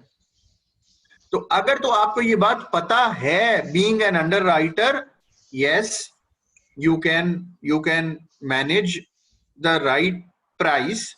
और अगर देखो इस अकाउंट में ना ये जो फिडेलिटी गारंटी है, बीइंग एन अंडरराइटर, जब तुम किसी इंटरव्यू में जाके बैठोगे, ओके, और वो तुम्हें बोलेगा कि हाँ भाई तुम्हें क्या क्या आता है, so you need to tell them कि we know how to make fidelity guarantee. आप इसमें कंट्रोल नहीं लगा सकते, ओके, बिकॉज आपका बहुत लेस कंट्रोल है। आप ये तो कंपनी को बोल नहीं सकते कि आप ऐसे बंदे हायर करो जो ऑनेस्ट हो। ऑनेस्टी की गारंटी तो आप दे ही नहीं सकते हो, ऑनेस्टी की गारंटी तो एम्प्लॉयर भी नहीं दे सकता, ऑनेस्टी की गारंटी तो कोई भी नहीं दे सकता। आप ये भी नहीं बोल सकते पॉलिसी में, जब मैंने बोला था कि इस पॉलिसी में बहुत ही लेस और वीक कंट्रोल्स हैं इंश्योरर के, अभी मैं उस बात को एक्सप्लेन करता हूं कि वो क्यों है। वो इसलिए है कि प्रॉपर्टी की पॉलिसी में आप सर्वेयर होते हो, आप जाके सर्वे करते हो और आप जाके बोलते हो कि ये चीज चेंज कर दो, ये चीज चेंज कर दो, फायर एक्सटिंग्विशर लगा दो, जो है वो ट्रॉली वाला फायर एक्सटिंग्विशर एक एक्स्ट्रा ला के दरमियान में रख लो बड़ा, और 3 जो है ना होजरील ज्यादा जो है वो लगा दो, या होजरील अगर पॉसिबल नहीं है, वो एक बड़ा काम है, तो आप फिर भी छोटे छोटे ऐसे काम बता देते हो कि जिनसे उन छोटे छोटे 4 या 5 काम से रिस्क यहां से यहां आ जाता है, correct? Yes. So being a property insurer you have some controls, you have some recommendations, और आप चीजों को यहां से यहां चेंज करते हो। बीइंग ए रिस्क मैनेजर चीज को यहां से यहां चेंज करते हो और वो चीज चेंज हो जाती है। And it's very easy to buy from it is very easy to buy from market and put it there, और 2 को ट्रेनिंग दे दो कि ये फायर एक्सटिंग्विशर कैसे चलेगा, दो वहां पे मेन बंदों को बता दो कि ये फायर एक्सटिंग्विशर कैसे चलेगा। Very easy, 5 days job. एक कंपनी जो पिछले 50 साल से रन कर रही है और उसके अपने अकाउंटिंग प्रोसीजर है और उसके अपने HR के और पूरी कंपनी के प्रोसीजर है, either are you a risk manager be able to on a practical basis be able to suggest something which will change the procedures of the company? Practically, no.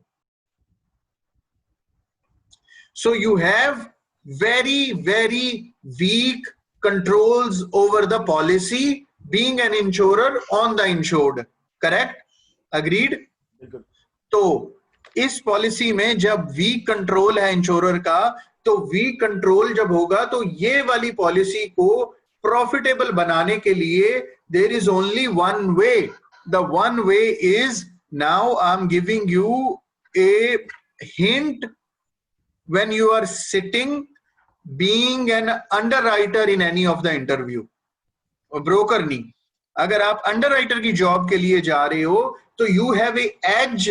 You can tell them that you know fidelity guarantee in that detail that you will actually understand the true risk exposure, and as soon as you understand the true risk exposure, you will charge the correct premium, and as soon as you charge the correct premium and you put deductibles accordingly, you play with the deductibles, you will make one loss making portfolio to profitable portfolio. ऐसा करने में time लग सकता है, 2, 3, 4 साल लग सकते हैं, but with this exercise the understanding of true risk exposure, because आप प्रीमियम वैसे चार्ज करोगे ना, सही बात है, तो रिस्क एक्सपोजर के हिसाब से जब आपने प्रीमियम चार्ज करना शुरू कर दिया तो of course with the passage of time, आप भी तो धंधे में हो, आप भी तो बिजनेस में हो, आप प्रीमियम वैसा ही चार्ज करोगे ना कि जिस उसमें कि भाई अगर आप law of large number apply करोगे तो मैं रिस्क प्रीमियम ऐसा चार्ज करूंगा कि अगर मैं 10 का चार्ज करता हूं तो वो 10 का कलेक्टिवली उस 3 क्लेम्स को कवर करके still it will give me some profit. Correct? तो अकीर भाई, अगर एक से ज्यादा लोग एक ही फ्रॉड में इन्वॉल्व हैं, एक ही एम्प्लॉइज कंपनी के एक से ज्यादा, और 2 लोगों के जैसे एग्रीगेट लिमिट ज्यादा है, पर लिमिट 50,000 है, एग्रीगेट लिमिट 1 मिलियन है, 2 लोग जिनकी सब लिमिट थी 50,000, उन दोनों ने मिलके 75,000 का क्लेम फ्रॉड कर दिया, 75 कवर होगा या उसे एक इंसिडेंट माना जाएगा और पर अकरेंस की लिमिट अप्लाई होगी? What's the per occurrence in the policy? अगर मान लेते हैं पर अकरेंस पर पर्सन थी, और ये पर occurrence is per person, पर अकरेंस इज पर पर्सन, मतलब पॉलिसी की पर occurrence पर पर्सन है? नहीं, पर अकरेंस है सिर्फ, पर occurrence is 1 million, पर occurrence is 1 million and annual aggregate is 1 million. छोटे जो लिस्ट के अंदर छोटे ड्राइवर्स और वो था हेल्पर, उनकी 50,000 दोनों की थी, उन्होंने 75,000 का 1 लाख क्लेम किया, 75,000 कर ले, मोर देन 50,000 कर दिया, क्लेम फ्रॉड कर दिया। we will pay more than 50,000. Our per occurrence limit is actually 1 million. वो 2, 3, 4, 5, 6 एक ही अकरेंस से भी आ सकते हैं क्लेम, मतलब 6 एम्प्लॉइज एक ही अकरेंस में इन्वॉल्व हो सकते हैं। सही है, ठीक है। तो वहां लेकिन पर पर्सन लिमिट 50,000 रहेगी एक आदमी की, तो वो एक्ट का वो ट्रिगर कब करेगी? अगर वो ट्रिगर करेगी जब वो एक अकेला, वो ट्रिगर करेगी जब वो एक अकेला मोर देन 50,000 कर देगा मसला, एक अकेला बंदा जब वो फ्रॉड करेगा। हाँ सही है, ठीक हो गया।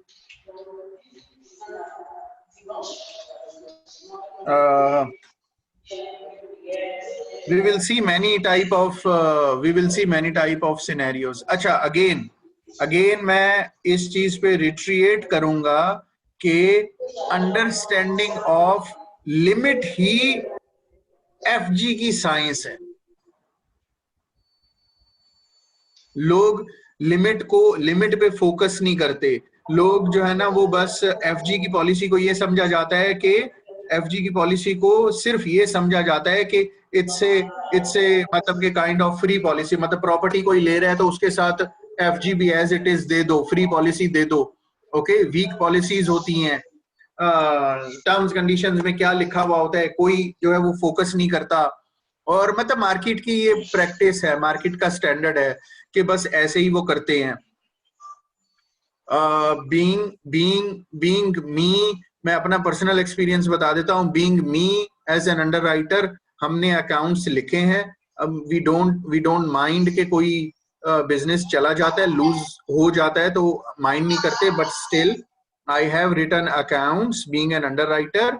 और एक हाई लॉस मेकिंग ट्रीटी को हमने 2 साल में, ऑफ कोर्स टचवुड मेरी टीम और मेरी जो है ना वो मेहनत से, हमने एक हाईली लॉस मेकिंग ट्रीटी को प्रॉफिटेबिलिटी में ला दिया, only because of 2 things. Control मेरा भी उतना ही है जितना मार्केट का है, only because of playing with 2 things. ये वाला लिमिट ऑफ इंडेमनिटी, नंबर 1, तुम लोग अभी भी स्क्रीन पे हो, correct? Number 1 limit of indemnity, और इसके नीचे ये एक लाइन डिडक्टिबल, इससे प्ले करके हमने जो है वो एक लॉस मेकिंग को प्रॉफिटेबिलिटी में चेंज कर दिया। Number 5, AED 1 million aggregate all employees of the insured. AED 1 million aggregate all employees of the insured. This is a blanket policy. AED 1 million aggregate all employees of the insured. Blanket policy. Example of blanket policy. अभी बता दो कि limit of indemnity में समझने में बता दो। अभी हम लिमिट ऑफ इंडेमनिटी पे मजीद फोकस करेंगे। लिमिट ऑफ इंडेमनिटी के समझने में कोई मसला मसाइल?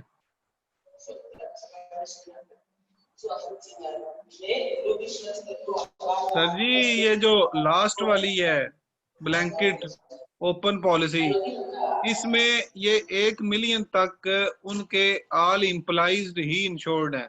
उसके लिए हमें उनकी लिस्ट पहले तो चाहिए होगी। वो जो हमें इनिशियली लिस्ट देंगे, कल को कोई क्लेम आता है तो वो उस लिस्ट में वो बंदा नहीं है, तो फिर हम क्या करेंगे? We don't do with list.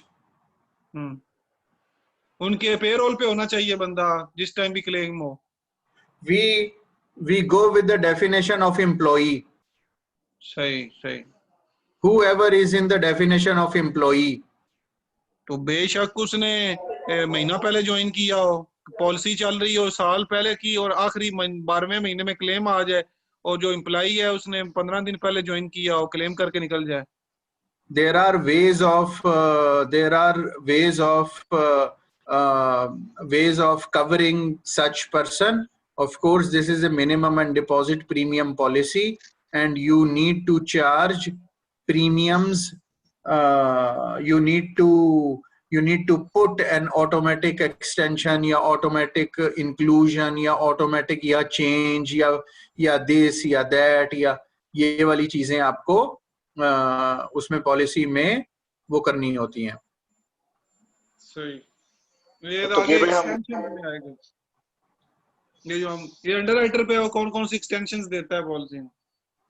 Policy में कौन कौन सी एक्सटेंशन देता है? This is the job of brokers, customers and of course underwriter. Underwriter की जॉब ये है कि मैं क्या क्या दे सकता हूँ, ब्रोकर की जॉब ये है कि मुझे ज्यादा से ज्यादा लेना है, और क्लाइंट की जॉब ये है कि मेरी क्या रिक्वायरमेंट्स हैं। Okay. Saqib what's your question? हाँ जी, मैं ये कहना चाहता था कि ब्लैंकेट में हम लिस्ट ऑफ एम्प्लॉइज इसलिए भी तो नहीं ना लेते क्योंकि अगर लिस्ट ऑफ एम्प्लॉइज भी हमने ले ली तो वो तो उसमें फॉल कर जाएगा फ्लोटर में। एग्जैक्टली, अगर हमने लिस्ट ऑफ एम्प्लॉइज ले लिया तो वो तो ब्लैंकेट रहा ही नहीं ना, वो तो फ्लोटर पॉलिसी हो गई। अच्छा, जब फ्लोटर पॉलिसी इन प्लेस पहले थी तो ये ब्लैंकेट को क्यों मतलब किया गया, क्यों है, इसकी वजह क्या है? हालांकि बेहतर यही है कि फ्लोटर पे चले, हमें हमारे पास एटलीस्ट लिस्ट ऑफ एम्प्लॉइज तो blanket. Being an underwriter for you it's good, for being an underwriter it's good for you that you go for floater policy. At least you know कि हाँ भाई क्या पॉलिसी में कौन सा बंदा कवर है, कौन सा बंदा या कौन सी डेजिग्नेशन कवर है, कौन सी डेजिग्नेशन नहीं cover. But for me as a customer या एज ए ब्रोकर मैं बोलता हूं कि मेरा एम्प्लॉइज टर्नओवर इतना ज्यादा है कि मैं किन किन पॉलिसीज को मैनेज करूं. Do I manage my medical, my WC, my FG, may be वो मनी में भी बाय नेम कवर्ड हो, तो मैं कौन कौन सी पॉलिसीज को कवर करूं? No, I can not go with this admin exercise. 1 2 मैंने आज आसिम को रखा अपनी जॉब पे and I was about to tell my insurance company के आसिम ने ज्वाइन कर लिया और आसिम को जो है ना वो 50,000 का कवर दे दो. इससे पहले ही उसका 50,000 का उसका हाथ लगा और वो 50,000 लेके निकल गया. डिक्लेरेशन से पहले ही आसिम लेके निकल गया तो इंश्योरेंस कंपनी तो वो क्लेम रिजेक्ट कर देगी. So for me blanket policy, all employees जो आ रहा है जा रहा है, ऑटोमेटिक कवर है, साल के आखिर में देखूंगा, मुझे ये टेंशन ही नहीं है कि किसको डिक्लेयर किया है किसको डिक्लेयर नहीं किया. यानी कि सिर्फ यही थिन लाइन डिफरेंस है ब्लैंकेट में फ्लोटर में कि उस पे नाम दिए होते हैं, इस पे नाम नहीं होते. दैट्स या एग्जैक्टली ट्रू. और यही जो है, यही नॉन डिस्क्लोजर जो है इसे सॉफ्ट से हार्ड पे ले जाता है, जो कि आपने कहा था ना ब्लैंकेट हार्ड की तरफ. यही नॉन डिस्क्लोजर जो है एक पॉलिसी को इजी से डिफिकल्ट बना देता है, सॉफ्ट से हार्ड पे ले जाता है और अंडरराइटर का exposure one way to another change हो जाता है. तो सर जी आपने ये पहले ही मैं बताया था कि हमें नेम, डेजिग्नेशन और लिमिट्स ऑफ इंडिविजुअल बंदों की चाहिए रिक्वायरमेंट एज ए अंडरराइटर. तो बाकी चारों पांचों के लिए क्या क्या रिक्वायरमेंट होंगी? Okay, now we see the requirements. सब हैं मेरे साथ, जाग रहे हैं? जी जी. तो अब जो है ना जो नाम ले रहा हूं वो नाम जो है ना वो 1 2 वो है मतलब 1 to 5 हैं. सलमान, आसिम, नबील, साकिब, दानिश. पहली की क्या रिक्वायरमेंट है?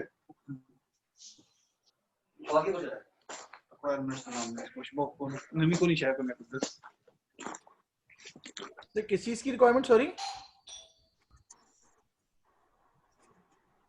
सलमान, हमारा जो टाइप नंबर 1 है उसमें क्या रिक्वायरमेंट है? Sir name, designation and limit, like limit of indemnity उसके जो भी है. दूसरी की क्या रिक्वायरमेंट है? मेरे क्वेश्चन दूसरी थे कौन सी? आसिम सर दूसरे में aggregate limit with separate limit. हाँ, टोटल मैक्सिमम 1 बिलियन AD होगा और पर person 50,000. Aggregate limit total policy का क्या, सेपरेट पर पर्सन की लिमिट क्या होगी, पर एम्प्लॉय की? नबील भाई तीसरी की क्या रिक्वायरमेंट है? तीसरे की सर रिक्वायरमेंट है डेजिग्नेशन, हेड काउंट और दैट्स इट. हाँ जी, सही बताया सर?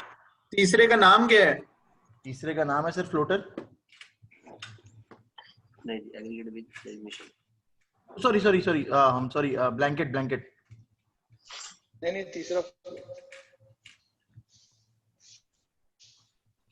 शिट.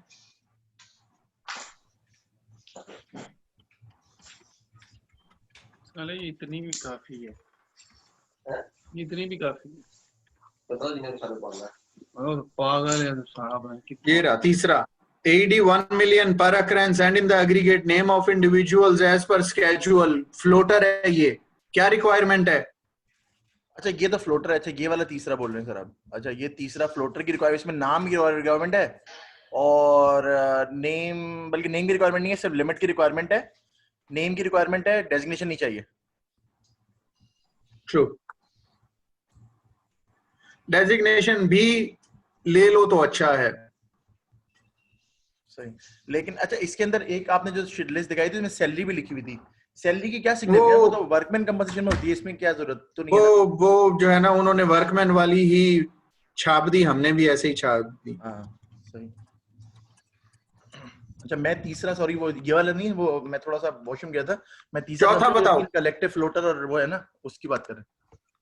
चौथा साकिब चौथा में for occurrence an annual aggregate limit चाहिए होती है in addition to designation of employees with their person count. Okay, designation of employees, good. पांचवा दानिश. सर इसमें ये ब्लैंकेट है.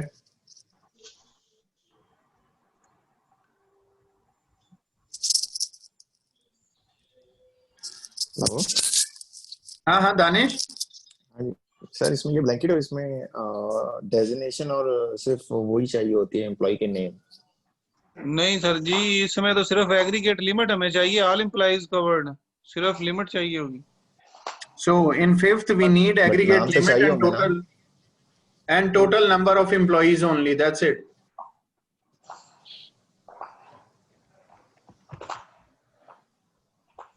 वो तो ये इनफ है, ये एक प्यार.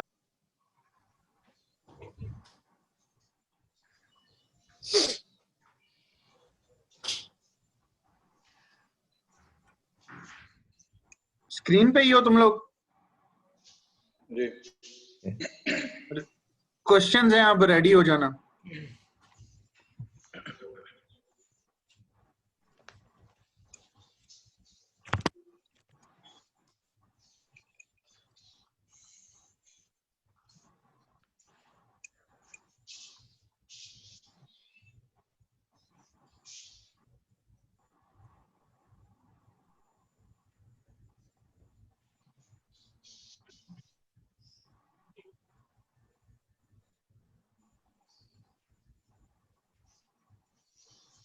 कौन सी पॉलिसी है ये?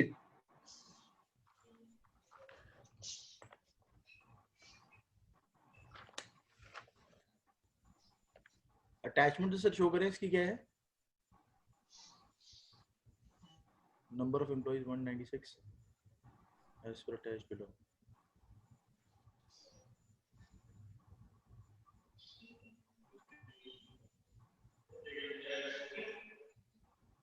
List of limit of indemnity इतना USD 2.1 million as per attached below is 196.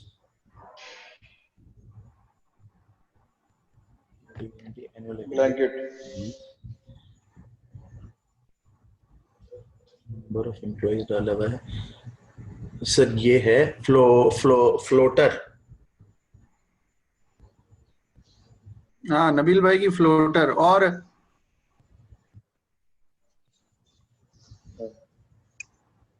Blanket नहीं है.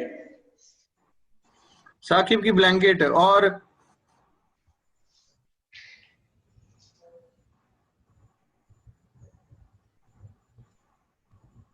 दानिश, आसिम, सलमान. सर जी स्क्रीन ही हिल रही है, आप यूज कर रहे हैं इसे. Limit of empty as per attach below. Okay, below कहाँ पे है? बिलो जा रहे हैं तो एंट्रीज लिखे हुए हैं. ब्लैंकेट है इस जो लिखी हुई है भैया, सिर्फ USD की लिमिट लिखी हुई है. सर सेकंड पेज लीजिएगा, इसके नाम लिखे हुए हैं ना, तो फ्लोटर नहीं बनेगी. ये लो, अब स्क्रीन नहीं हिल रही. अब बताओ. सर ये फ्लोटर बेसिस है. सर ये aggregate limit with separate limit, वो वाली पॉलिसी जो सेकंड नंबर वाली थी. वो क्या नाम था उसका? सेकंड फ्लोटर से पहले वाला क्या नाम था? Collective policy with aggregate limit. Collective policy. ये लेकिन ये कलेक्टिव फ्लोटर है. ये फ्लोटर है ना भाई. इसमें नाम एम्प्लॉय नेम के बजाय रीजन के नाम लिखे हुए हैं. आगे लिमिट लिखी हुई है, नंबर ऑफ एम्प्लॉई है तो लिमिट पर एम्प्लॉय लिखी हुई है. ये वो कलेक्टिव है. अगर फ्लोटर हो, फ्लोटर में तो सिर्फ डेजिग्नेशन होने थे. With collective policy with aggregate limit है सेकंड नंबर वाली. सर ये ब्लैंकेट पॉलिसी है. ये फ्लोटर है, ये ब्लैंकेट है. ब्लैंकेट है. नाम के जवाब तो सही है. क्या तो ये फ्लोटर है या ब्लैंकेट है? कलेक्टिव भी बोल देता. नहीं, ये तोकीर भाई ने क्योंकि कहा था ना कि जो ब्लैंकेट पॉलिसी थी उस पे डेजिग्नेशन हमने खुद ऐड किए थे जो कि मार्केट प्रैक्टिस नहीं है. तो डेजिग्नेशन तो लिमिट तो अवेलेबल है यार.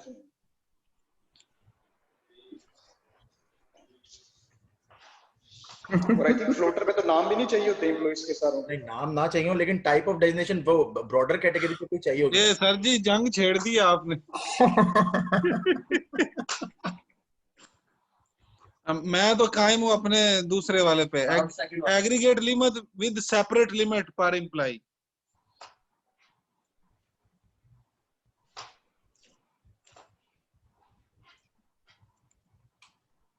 अब लिमिट पर एम्प्लॉय तो मैंने देखे ही नहीं। अरे हाँ, that's a mixture of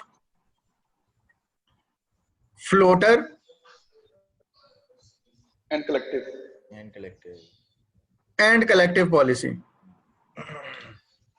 and it has element of blanket as well. Blanket के भी हैं, क्योंकि aggregate limit with all employees भी उसने It is having an element of aggregate blanket as well, because there is no name. Name ऐसे ही। तो I think तो भाई ये तो बल्कि ब्लैंकेट और कलेक्टिव क्या है, फ्लोटर का भी वो उसमें है नहीं, क्योंकि लिस्टिंग और फ्लोटर में और उसमें क्या क्या है। हाँ फ्लोटर में तो डेजिग्नेशन होने थे, वो नहीं है। कलेक्टिव और ब्लैंकेट का मिक्सचर। फ्लोटर में डेजिग्नेशन नहीं होनी चाहिए, जरूरत नहीं है, नाम होना चाहिए ना फ्लोटर में। हाँ तो हैं भी तो नहीं ना। हाँ तो इधर तो नाम भी नहीं तो है, भाई क्लैरिटी चाहिए। रीजन का नाम है। ब्लैंकेट में डेजिग्नेशन होना जरूरी नहीं है, ऐसे ही।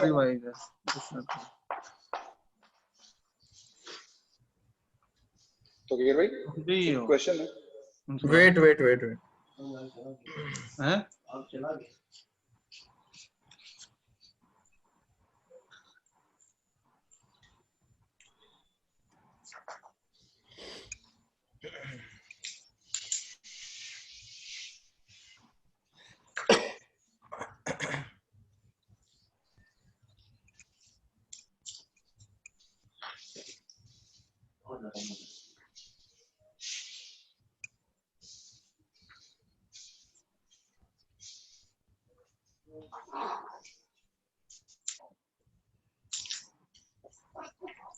कौन सी पॉलिसी है?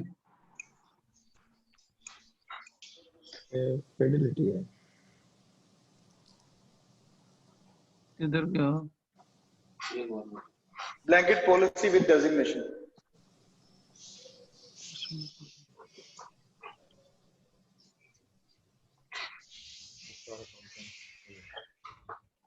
ब्लैंकेट है sir.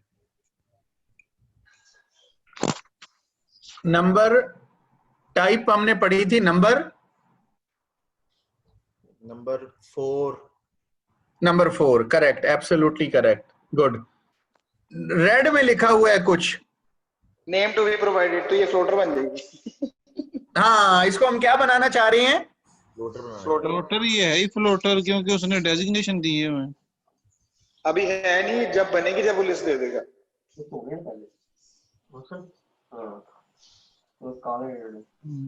This is type number, Asim, this is type number 4, blanket policy।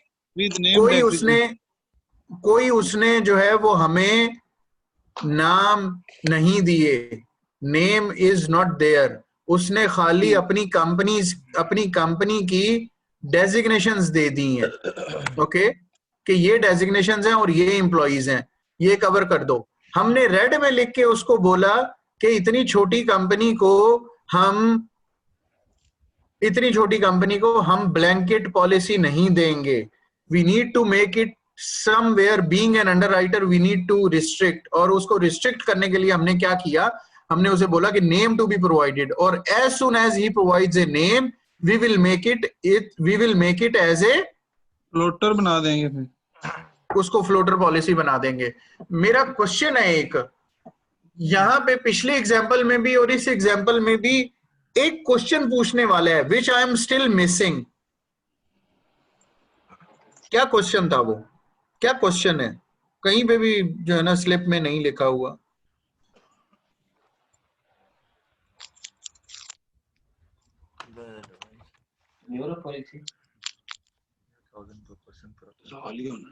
नहीं वो 6 भी नहीं होता है, जैसे 12 भी टेन्योर लिखा है। पीरियड ऑफ इंश्योरेंस का कुछ पूछना है? considering the number of employees को लेकर we are focusing on the number of employees and limits.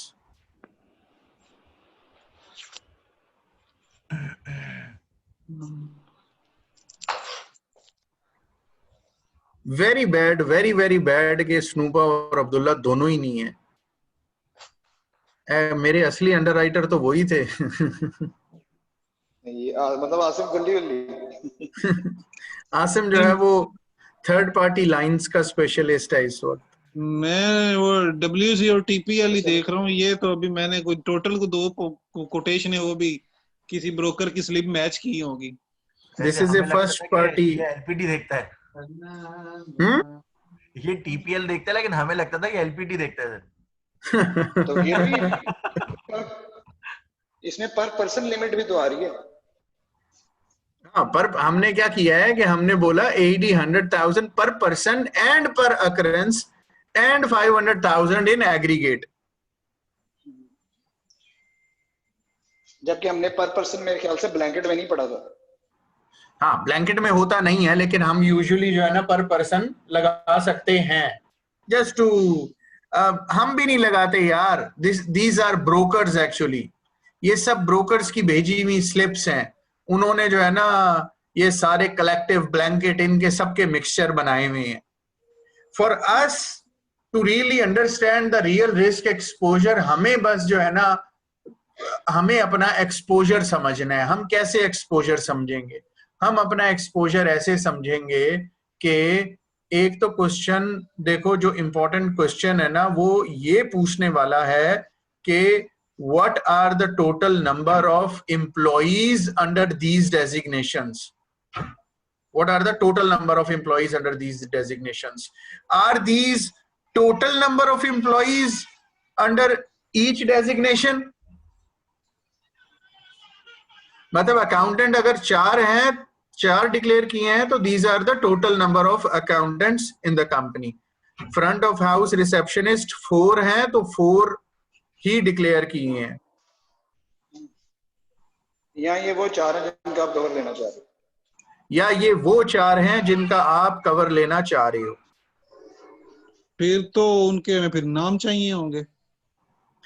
नाम चाहिए, या फिर नाम अगर नहीं भी चाहिए तो वी नीड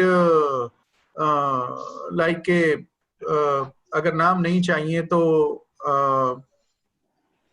हमें जो है वो एज ए अंडरराइटर फिर तो हमें 2 तरह की पॉलिसीज को करना चाहिए कवर।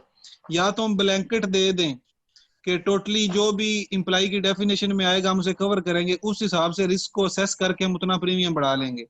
तो या फिर हमें name designation with their names, वो क्या कहते हैं, नाम और उनकी लिमिट्स, ये 2 पॉलिसियां फेवरेबल हैं को प्रॉपर हम रिस्क को असेस कर सकें। ये कौन सी पॉलिसी है? Total number of employees to be covered 4% counted, ये name designation anyone across and the aggregate floater है।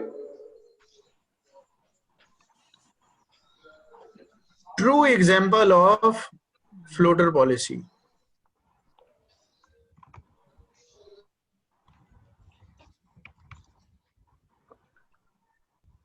जी फ्लोटर ही है कि उसकी एग्रीगेट लिमिट भी दी हुई है और उसके डेजिग्नेशन के साथ। इसको नंबर दे दो 1 to 5 में, इसको नंबर दे दो। रिस्क एक्सपोजर में कोई एक नंबर बता दो, बारी बारी सब बताते जाओ।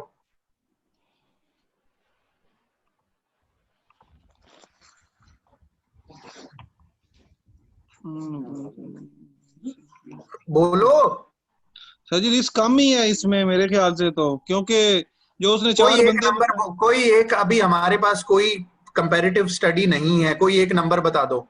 नहीं, 1 से 4 तक क्या हाई रिस्क जो होगा 4 वाला एक जो है वो हाई रिस्क है और 4 जो है वो लो रिस्क है। मेरा तो 4 नंबर है क्योंकि उसके नाम प्रॉपर मेंशन है। कल को हमने 4 बंदों का क्लेम ही करना है, तो इसलिए हम इस हिसाब से इस पे आसिम का 4, सलमान 4 ही, साकिब चला गया। नबील भाई जी सर, देखिए कोई बड़ा दूर चार कर लें अभी, क्योंकि आपने ऐसे ही बताया एफजी बहुत हाई रिस्क पॉलिसी होती है और आजकल तो क्लेम भी थोड़ा आ रहे हैं। दानिश, सर 4। साकिब, फकीर भाई मुझे दोबारा पूछते हैं आपने क्या किया, क्योंकि मेरा ना वो डिस्कनेक्ट सा हो गया था। ओके चलो 1 से 4 कंपैरेटिव स्टडी कर रहे हैं। 1 से 4 इसको नंबर दे दो। 1 is high risk and 4 is low risk. नहीं सर, 1 इज पहले 1 लो था ना? नहीं, अच्छा, 1 मैंने तो लो रिस्क के मुताबिक कहा है कि हाँ, उसने 4 लो रिस्क के, सलमान ने भी 4 लो रिस्क का, दानिश ने भी 4 लो रिस्क का, और नबील भाई आपने भी बोला। मैंने 1 बोला सर, हाई रिस्क बोला था, बोलना चाह रहा था, इसे 4 कर दिया। अच्छा, आप हाई रिस्क बोल रहे हो। साकिब तुम्हारा क्या नंबर है? अच्छा, ये आप उन्हीं में से बता रहे हो कि कलेक्टिव फ्लोटर और उसमें से कितना नंबर देना है?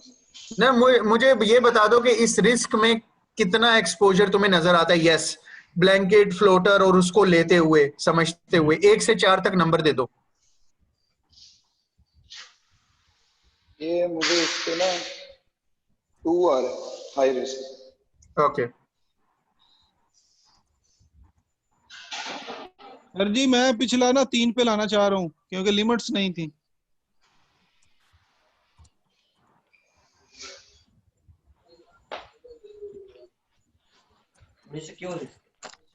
अब नंबर दो। अब 4 ही है, अभी लिमिट्स भी आ गई। पिछले वाले में मेरा 3 था, अब 4 ही है। इस पे लो रिस्क है क्योंकि एक बंदे की लिमिट भी है, उसका नाम सलमान भी है। तुम्हारा? सर यही। हाँ भाई नबील भाई। सर सिवियरिटी कम हो गई तो 2 कर लें, लेकिन अभी भी हाई तो है ना। नबील भाई जो है ना एफजी का क्लेम लाने ही नहीं चाह रहे। हाँ दानिश। सर 4 पे ही रहेंगे हम। अच्छा साकिब। सही कह रहे हैं, अब ये आ जाएगी 4 पे। लो रिस्क हो गया मतलब। 3 पे, मेरी पहले वाली 2 थी, इस पे 3 पे कर ले।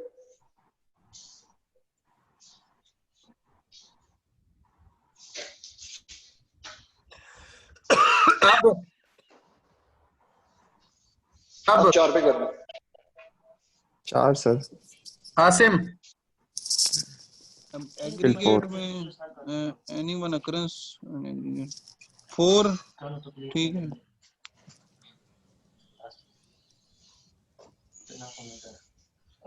नबील भाई। सर कोई भी फर्क नहीं पड़ा मेरे हिसाब से तो। नहीं बहुत फर्क पड़ रहा है सर जी। पिछला जो हमने 4 किया था उसे वापस 3 पे आना पड़ना है। वो एनीवन अक्रस में भी था, एग्रीगेट में। अब ये टोटल एग्रीगेट आपने हटा दिया, एग्रीगेट लिया तो भी पर अकरेंस 4 लाख रुपए ले सकता है, और अभी भी एग्रीगेट वही है, तो मेरे हिसाब से तो कोई फर्क नहीं पड़ा, तो वही 2 ही रहना चाहिए।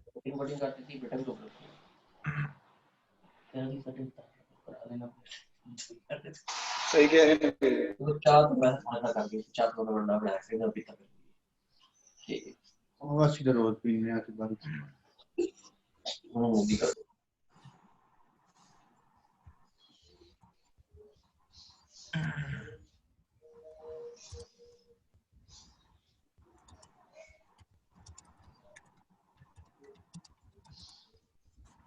अब हाँ सर, अब जो है ना, अब गुंजाइश हो गई है काफी, लेकिन अभी भी कोई फर्क नहीं पड़ा। उसकी रीजन यह है कि पर अकरेंस जो है ना, वो पहले भी हर 100 मिलियन से वैसे ही कम होनी थी। हाँ भाई आसिम। सर जी पर अकरेंस 1 लाख है और एक बंदे की भी लिमिट मेंशन है। मैं थोड़ा सा कंफ्यूज हो गया हूँ। नहीं सर, सॉरी, फर्क पड़ा है सर। आपने बताया था कि अगर वो कोल्यूट करते हैं, अगर कोलैबोरेट करते हैं, तो पर अकरेंस में सबकी लिमिट प्लस हो जाती है।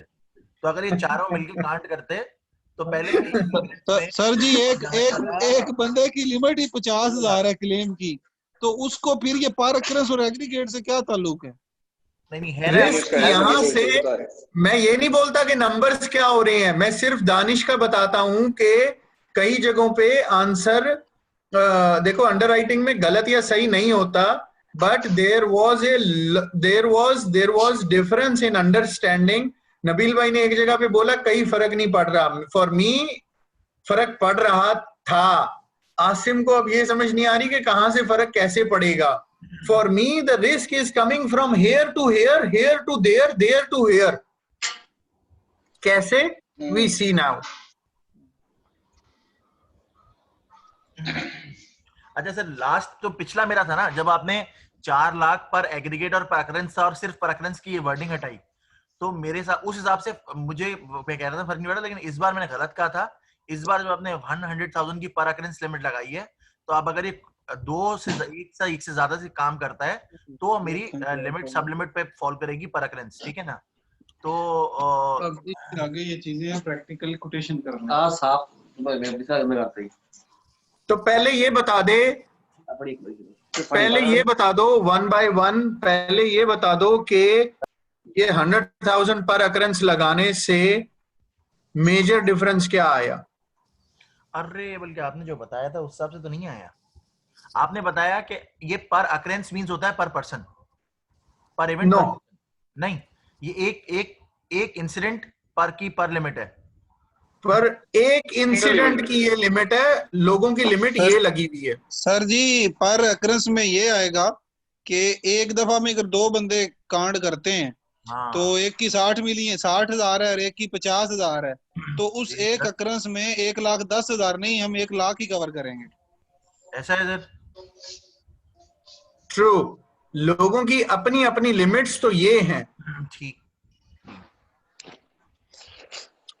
ये लगाने से 100,000 पर अकरेंस लगाने से मैंने अपना risk exposure, now I will tell you my understanding, मैंने अपना रिस्क एक्सपोजर जो है वो ये 90,000 वाला कॉस्ट अकाउंटेंट और ये ट्रेजरी हेड वाला ये 70,000 वाला, इन दोनों की कोलैबोरेशन हो सकती है, 90,000 और 70,000।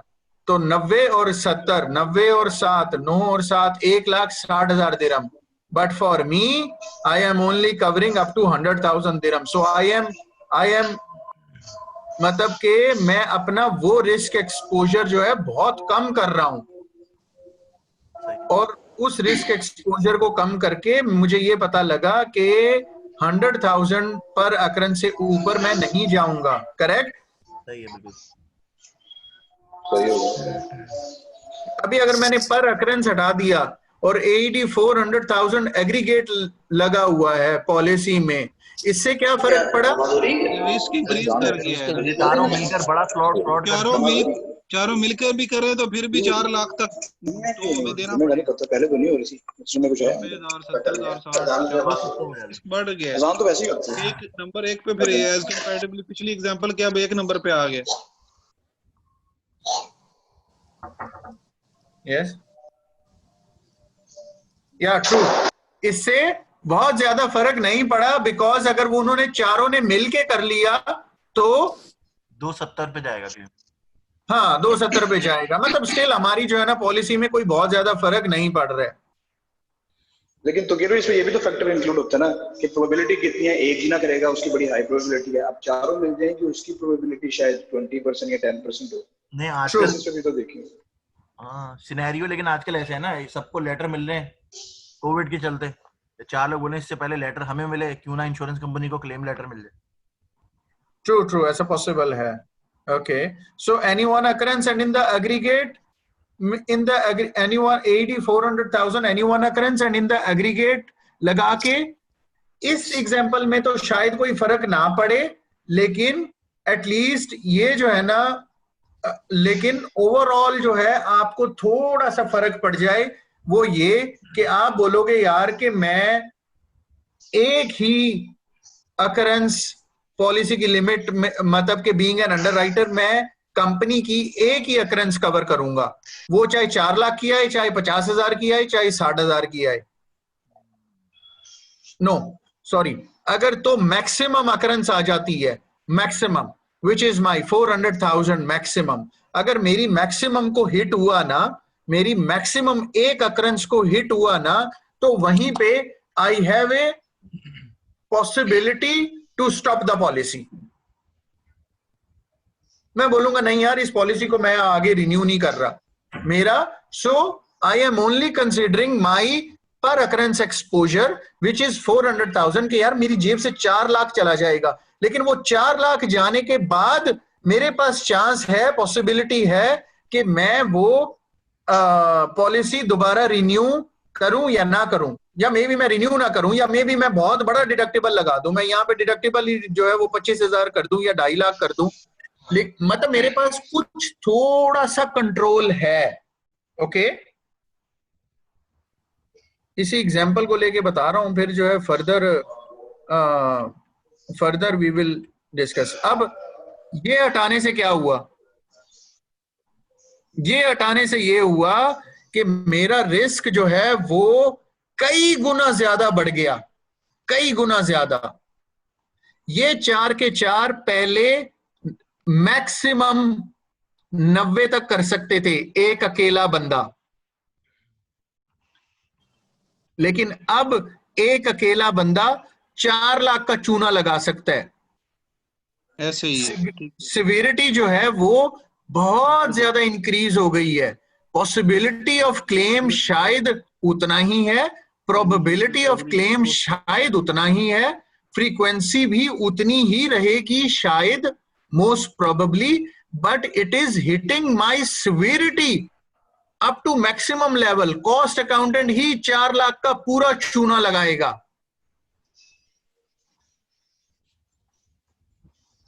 Treasury head, treasury manager, accountant, सबको एक पूरा खुला हाथ मिल गया है पूरे अप टू 400,000 दिरहम जाने तक का। और फिर दानिश वो साकिब ने जैसे बोला कि जब हम यहां पे अलग अलग लिमिट्स लगा देंगे तो हमें एटलीस्ट थोड़ा सा दो तरह से ब्रीदिंग स्पेस मिल रहा है। एक ब्रीदिंग स्पेस हमें इसलिए मिल रहा है कि हमें पता लग गया कि एक पर्टिकुलर डेजिग्नेशन का एक्सपोजर कितना तक है, मतलब कहां तक जा सकता है। एंड देन सेकंड के दोनों का कोल्यूड करने के चांस, दो के कोल्यूड करने के चांसेस एक के फ्रॉड करने से कम है, 3 के कोल्यूड करने के चांसेस 2 के कोल्यूड करने से कम है, और चारों एक साथ कोल्यूड करेंगे इसके चांसेस सबसे कम है। So we are going in a safer zone अगर हम यहाँ पे इंडिविजुअल लिमिट्स लगा देंगे तो। सर एक क्वेश्चन है मेरा छोटा सा। अगर सर जैसे लेट सपोज मैंने ये फिडेलिटी की पॉलिसी ली और आपने मुझे 400,000 की एग्रीगेट लिमिट दे दी, ठीक है, फॉर 4 पर्सन, और जो पर पर्सन जो सैलरी वो है एम्प्लॉय लिमिट है वो भी मेंशन है। अगर मेरा 1 महीने की आज मैंने पॉलिसी ली और नेक्स्ट मंथ मेरा अगर क्लेम आ जाता है जो कि टोटल क्लेम बनता है 400,000 एग्रीगेट लिमिट, क्या उसके बाद 11 महीने तक हम क्या पॉलिसी कंटिन्यू रखेंगे? क्योंकि एग्रीगेट लिमिट तो हम 400,000 कर रहे हैं और पूरा क्लेम भी अगर हम ले चुके हैं, तो क्या पॉलिसी कंटिन्यू रहेगी rest of the policy period? मतलब 400,000 तुम दे दो पूरा क्लेम, मतलब पॉलिसी की पूरी लिमिट एग्जॉस्ट हो जाए। जी जी जी। So being an underwriter, this is up to you. You want to continue the policy, you want to reinstate the policy or not, or you want to change the policy limits, terms, conditions. नहीं sir, अगर reinstate करेंगे तो reinstate में अगर clause डली हुई reinstate की, तो रीइंस्टेट तो ऑटोमेटिक रीइंस्टेटमेंट क्लॉज में तो मतलब प्रीमियम हम चार्ज करेंगे या ऐसी मतलब ऑटोमेटिक रीइंस्टेट हो जाएगी? No, automatic reinstatement देना is very dangerous, very dangerous. Tomorrow when we study clauses, then we will get to know कि इसमें ऑटोमेटिक रीइंस्टेटमेंट देना is very very dangerous. Limits को लेके तुम लोगों को लिमिट्स को अंडरस्टैंड करना आ गया है, करेक्ट? इस पॉलिसी पे थोड़ा सा जो है ना 2 सेशन लग सकते हैं, थोड़ा सा टाइम लग सकता है, बिकॉज ये पॉलिसी जो है ना अंडरराइटिंग मांगती है। और अगर कल को कहीं इंटरव्यू में जाओगे और सक्सेसफुल होना चाहते हो तो इस पॉलिसी के through you can make your success, you can be separate from market. So इस पॉलिसी में मैं टाइम लगाना चाहता हूं, और ये सिनेरियोज इसलिए पूछे थे कि भाई इससे क्या सोचते हो, इससे क्या सोचते हो, ना तो कोई गलत है ना कोई सही है, but this is only for the purpose of thinking, like के मतलब उस थिंकिंग तक पहुंचना वो सोचना शुरू करना, और वही सोच आपको जो है वो रिस्क एक्सपोजर, मतलब कि वही डिफरेंट सोच जो होती है वही आपको रिस्क एक्सपोजर का आइडिया देती है। And when you brainstorm then you reach on a right exposure, और जब आप राइट एक्सपोजर पे पहुंचते हो तो आप राइट प्रीमियम चार्ज करते हो। सब अग्री करते हो? जी सर जी, यस। डन। कल हम इसको नबील भाई क्या बोलते हो, कल ही कर लें? अभी ताजा ताजा है तो सर बहुत अच्छा रहेगा कल कर लें, बिल्कुल सही कह रहे हैं आप। क्योंकि ताजा ताजा है ना, तो लाइक इट्स गुड के जो है ना वो फिर पता लगे कि मैं जब दूसरी चीजें बताने लगूं तो लिमिट्स ही भूल गए हो। सही है सर, कल ही सही है। ठीक है कल सर, टाइमिंग देख लें, यही टाइमिंग भी सही है मॉर्निंग में। Okay, we will decide timings, उसकी टाइमिंग्स हम डिसाइड कर लेंगे कि क्या करनी है। We continue this lesson tomorrow. ठीक है सर, चलो done. Thank you so much यार, thank you so much sir. Veer भाई क्वेश्चन है छोटा सा। लिमिट्स तो हाँ, हम हाँ। ऐसे, लिमिट्स तो हमने ऐसे जो है ना, आपने कहा था इसमें दो चीजें जो है ना आपने वो ज्यादातर देखनी थी, एक लिमिट्स और दूसरा डिडक्टिबल। ठीक है, लिमिट्स तो हम उसे ऐसे मैनेज कर लेंगे जैसे आपने अभी बताया कि डेजिग्नेशन क्या है, पर लिमिट कितनी है, एनुअल एग्रीगेट, ये चीज सारी देखेंगे। और डिडक्टिबल जो है हम वो कैसे सेट करेंगे? किसको? Deductible. This is what we are going to study tomorrow. ठीक हो गया। इसीलिए जो है वो कल का सेशन है। हम कल डिडक्टिबल पढ़ेंगे और कल हम पॉलिसी की स्टैंडर्ड टर्म्स एंड कंडीशंस पढ़ेंगे। तो we will understand the slip, और एज सुन एज मतलब कि स्लिप हमें रिस्क एक्सपोजर एक बार समझ आ गया तो स्लिप को समझना आसान है। स्लिप जो है वो जब दूसरी क्लासेस देखेंगे तो वो बिल्कुल मनी इंश्योरेंस की बहुत सारी चीजें जो हैं वो हो रही होंगी, रिपीट हो रही होंगी। ओके,